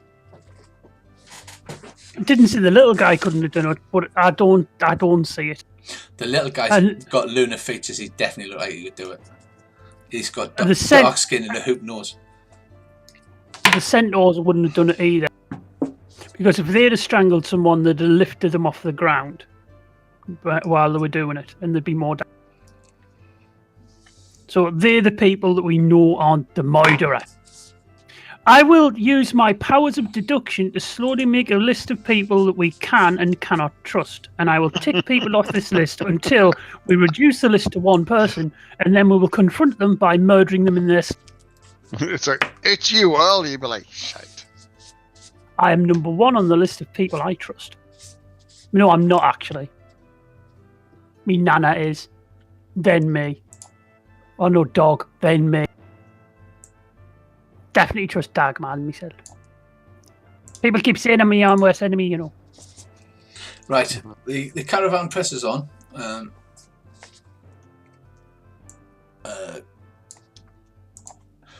Devarhelm asks, calls you because obviously he knows you're more than your average traveller because of his contact with Gringle, and he says, "I'd like you to look into this if possible." Because I'll tap my nose and go, "It's all right. I already am." Right, and you pull into the oasis of Moonbroth. Moonbroth now is obviously it's the edge of the good place.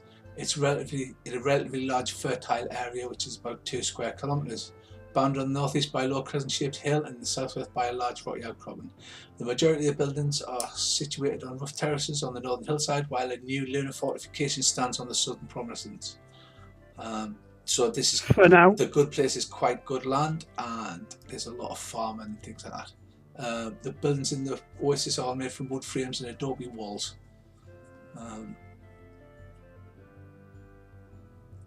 The 1 and 2 story structures built touching one another, often sharing a common wall. Most streets run north to south along the contour of the hillside, with only a few small alleys ascending the hill.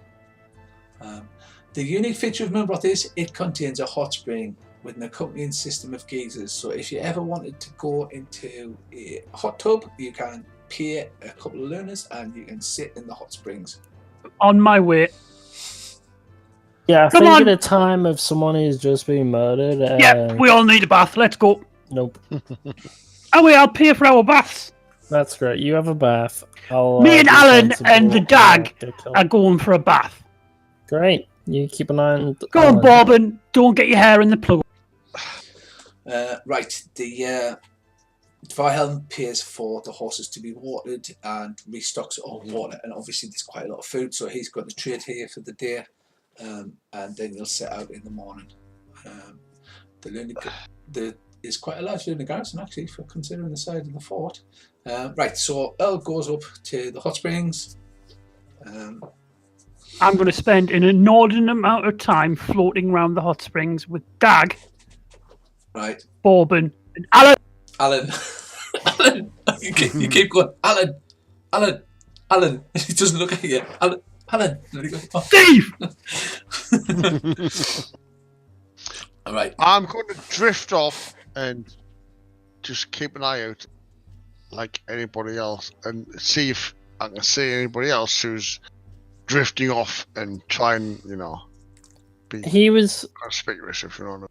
He was one of the Waha group, right? Yes. So, yeah. I'm gonna go approach them without looking like I'm being hostile at all. Right. Okay. That's very easy for a human. You're well known for being open. Yeah. And, Well, I just don't want to look super intimidating more than I already am. If that's right, so you doable. smile. You know that bit where Judge Dredd tries to smile in the Sylvester Stallone movie. So you've come over with this big. I have 14 charisma. That's not too bad.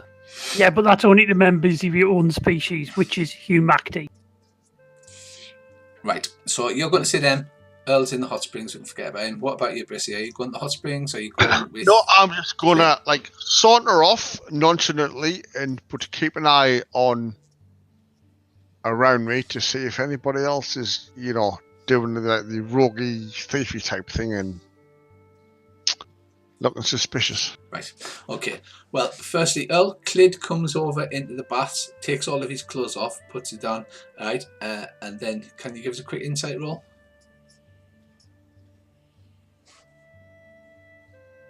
Notice he has scratch marks on his thighs. I absolutely can't. No, you can't. Right, and then he gets in the bath completely naked with you. And he's like, gee, this is good. I've never been in a hot bath before. It's a bit like a cold bath, but warmer. Right, Ryan, we're all on you now. Okay, so the others have disappeared off. What do you plan to do? I'm gonna go approach the Waha worshippers. Did there seem to be a leader of them, or the kind of person they all defer? Yes, there is. There's definitely a leader amongst them. Yeah, well, I want to approach him. Right, as you can imagine, they've got faces like thunder, and you walk over, and he says, "What do you want, Black Sword?" Hello there. To cut to the chase, I want to get to the bottom of what's happened because I don't feel like it's right for it left to be unsolved for sure.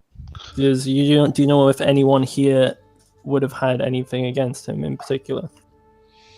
He says, "No, we just joined the caravan. We don't know anybody here. It's our first time on this caravan.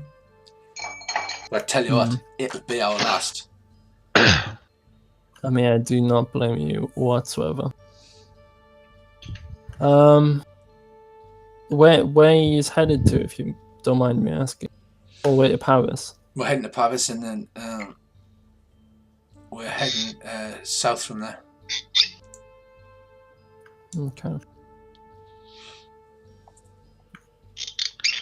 Did you, when you were joining the caravan back in Svenstown, did you join up early? Was there many other people around at the time when you arrived? No, it was a couple of days before the caravan left, so it was about half full. Okay. Okay, that's all. Thank you. I'll keep in touch to see if I find anything. It'll be the first one I come to. And I'll saunter off towards probably because I don't want to go in there. Right, so you only want to speak to So, those because I just want everybody's kind of segregated into their own groups now. So you've got 27 data file pilgrims, 12 baboons, the like gigantic hairy guy is off by himself, 18 lunars, the priest and his 2 acolytes, the servants, the guards, the dragon newt, who still sat off by himself, didn't seem upset or interested in the promotion when the body was found out. Yeah, I think he's like the last person I want to talk to. Like, ever. So far last, I just don't want to talk to him at all. So my experience with Dragon Newt so far has been okay. Okay. Are you sure now? Are you sure?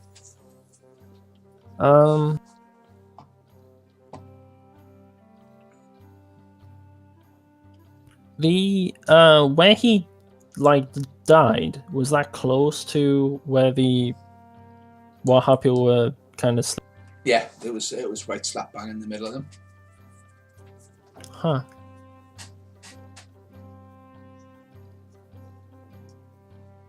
That is a weird one.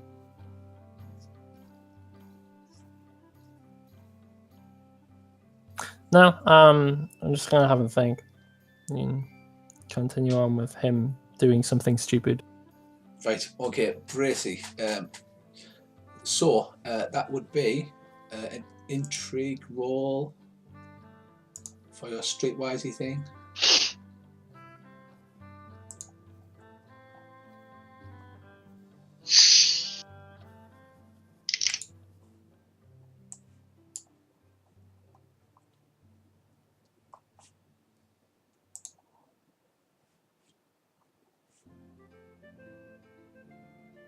Yeah, intrigue, which is a communication skill. See, you're all about dodges and stabbing people, but when it comes to interpersonal interactions, although Andy did get a singing roll, didn't he? Hey, I'm all about interpersonal reactions. I don't require a roll for my talking, thankfully, so far. So I'm not trying to be. No, you've got intimidate, charm, you've got orate, fast talk, depends on what way you want to approach it. I know you can use, yeah, I understand. It's just more for questioning people and stuff. Right, so Bracy, your intrigue roll, please. Bracy. He's quiet. No, I'm not. Right, you don't find there's no people sneaking about. There's no rumours or whispers. Nobody is actually blaming anybody yet, but because they've segregated off into their own little groups now, it probably can't be long, to be fair. Yeah, well, the outright fighting will start soon. That'll be when it gets good. Yeah, you'd think it was planned, wouldn't you? I mean, realistically, isn't that a good thing? I think to myself, because no one else is here. Right, so, Bracy, do you want to do anything else, or are you just done? You're asking about different people, you're asking the servants, are you asking the Trollkin? I'm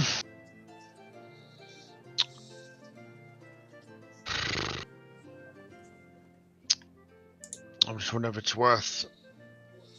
Would there be any like thieves in the city I can ask about? If it's not a city; it's an oasis. Oh, sorry, the oasis with a lunar garrison and a lot of fertile land, which is rare in this part of the world. It has crops. It has dates, melons, olives, apricots, grains. It's basically the most fertile oasis for miles and miles around.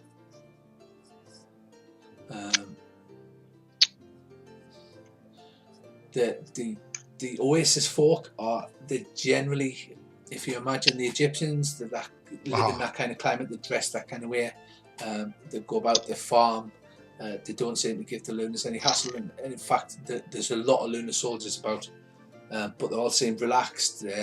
or unless they're on duty, they just seem to be relaxed and they talk friendly to the farmers and things like that.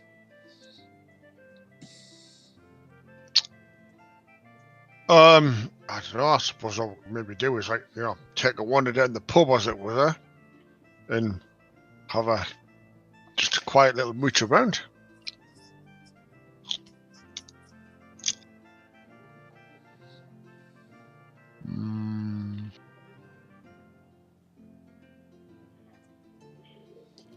If we kill everybody, then we'll know we'll get the person, right? Oh yeah. Eventually. That's the humanity way, right? Isn't it? Or I think there's something. Right. Basically, you find that people are friendly, they're willing to talk to you, they speak in trade tongue, they seem quite fluent in it, probably more fluent than you because it's a big trade.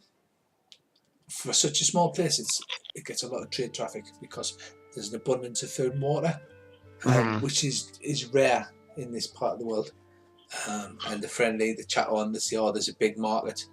There's a big market here once a month. We sell our foods and you're welcome. The locals buy you a couple of drinks, that kind of thing. You know what I mean? It all seems like a really nice place. Which instantly puts me on edge. There's even a few looners in the pub. They're just sitting there, they're drinking.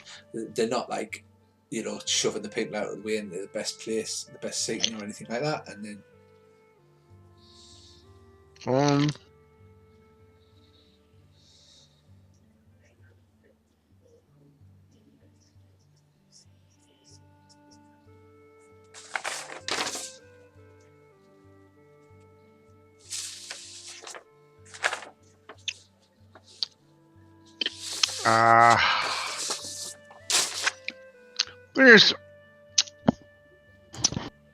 if somebody's been involved in what's happening at our party, they're probably not literally going to go down the pub and start talking about it to somebody else other. So no, the Caravan, with most trading places, the Caravan has a big, roughly flat area. They all park together in that. They generally keep to themselves. Everybody stays in the Caravan except those who go to the pub or you go shopping. All right. Go looking for a brothel. Well, whatever. I'll have a bimble down. I'll have a bimble down the pub anyway, and I'm listening out for, like, I don't know, any talk about anybody looking out for kids or No, that stuff. It's all talk about praise the great. A common thing they say at the end of a sentence is praise the great secret water mother. It's obviously some kind of local water deity, but they're friendly, they're happy, everybody seems well fed. The looners don't seem to be particularly oppressive. It seems like a really genuinely nice place. Which to me is instantly, like, it's... Oh, if I hang around long enough, we'll fuck it all up anyway. It'll be a shit all in a week. Well, okay, I'll bimble back and let the lads know that, I can't, there's nothing I can say that's wrong, but they're all going on about this, whatever it is, the water deity. Well, he wasn't drowned, was he? It's not. No. Yeah, it's not an uncommon thing. Like the Earth Goddess has many different names, like different for the locals have a different name for her. So it's probably just some like river goddess. Brissy says it's basically the most laid back and happiest place he's ever been in, which is why I'm instantly suspicious. Exactly. And there's a market here like once a month. The inn you're in is called the Geyser View, and there's another inn called the Trader's Rest, but that's the down Martin 1, the Caravan compounds to the north. There's a shrine to Seven Mothers and a temple to Atires, which stands on the edge of the market.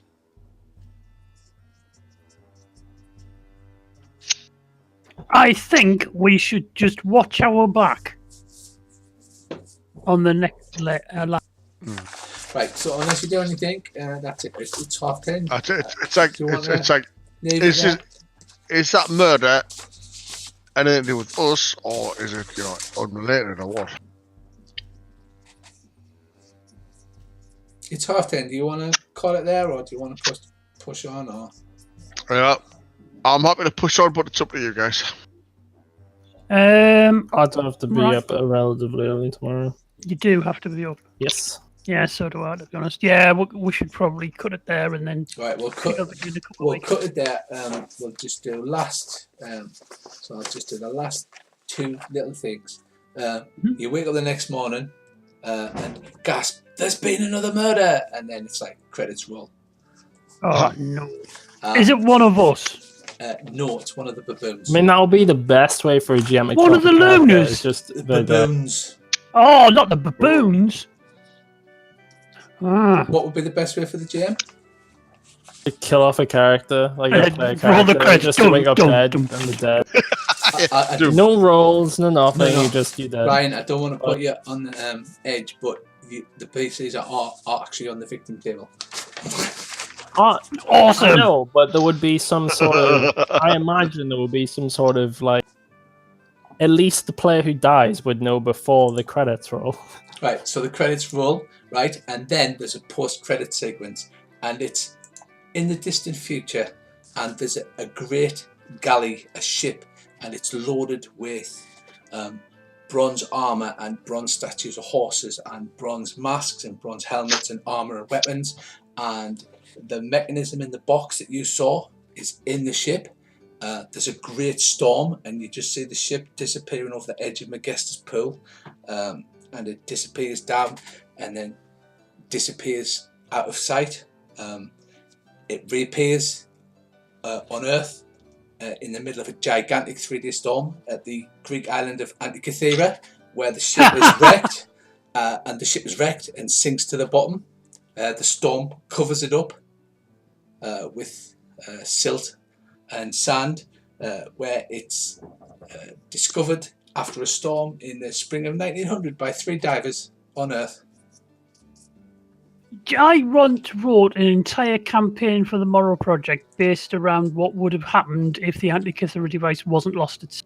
I absolutely think that thing's fascinating. And that is the post-credit sequence. Boom. So that's the session finished for tonight. So I'm stopping recording.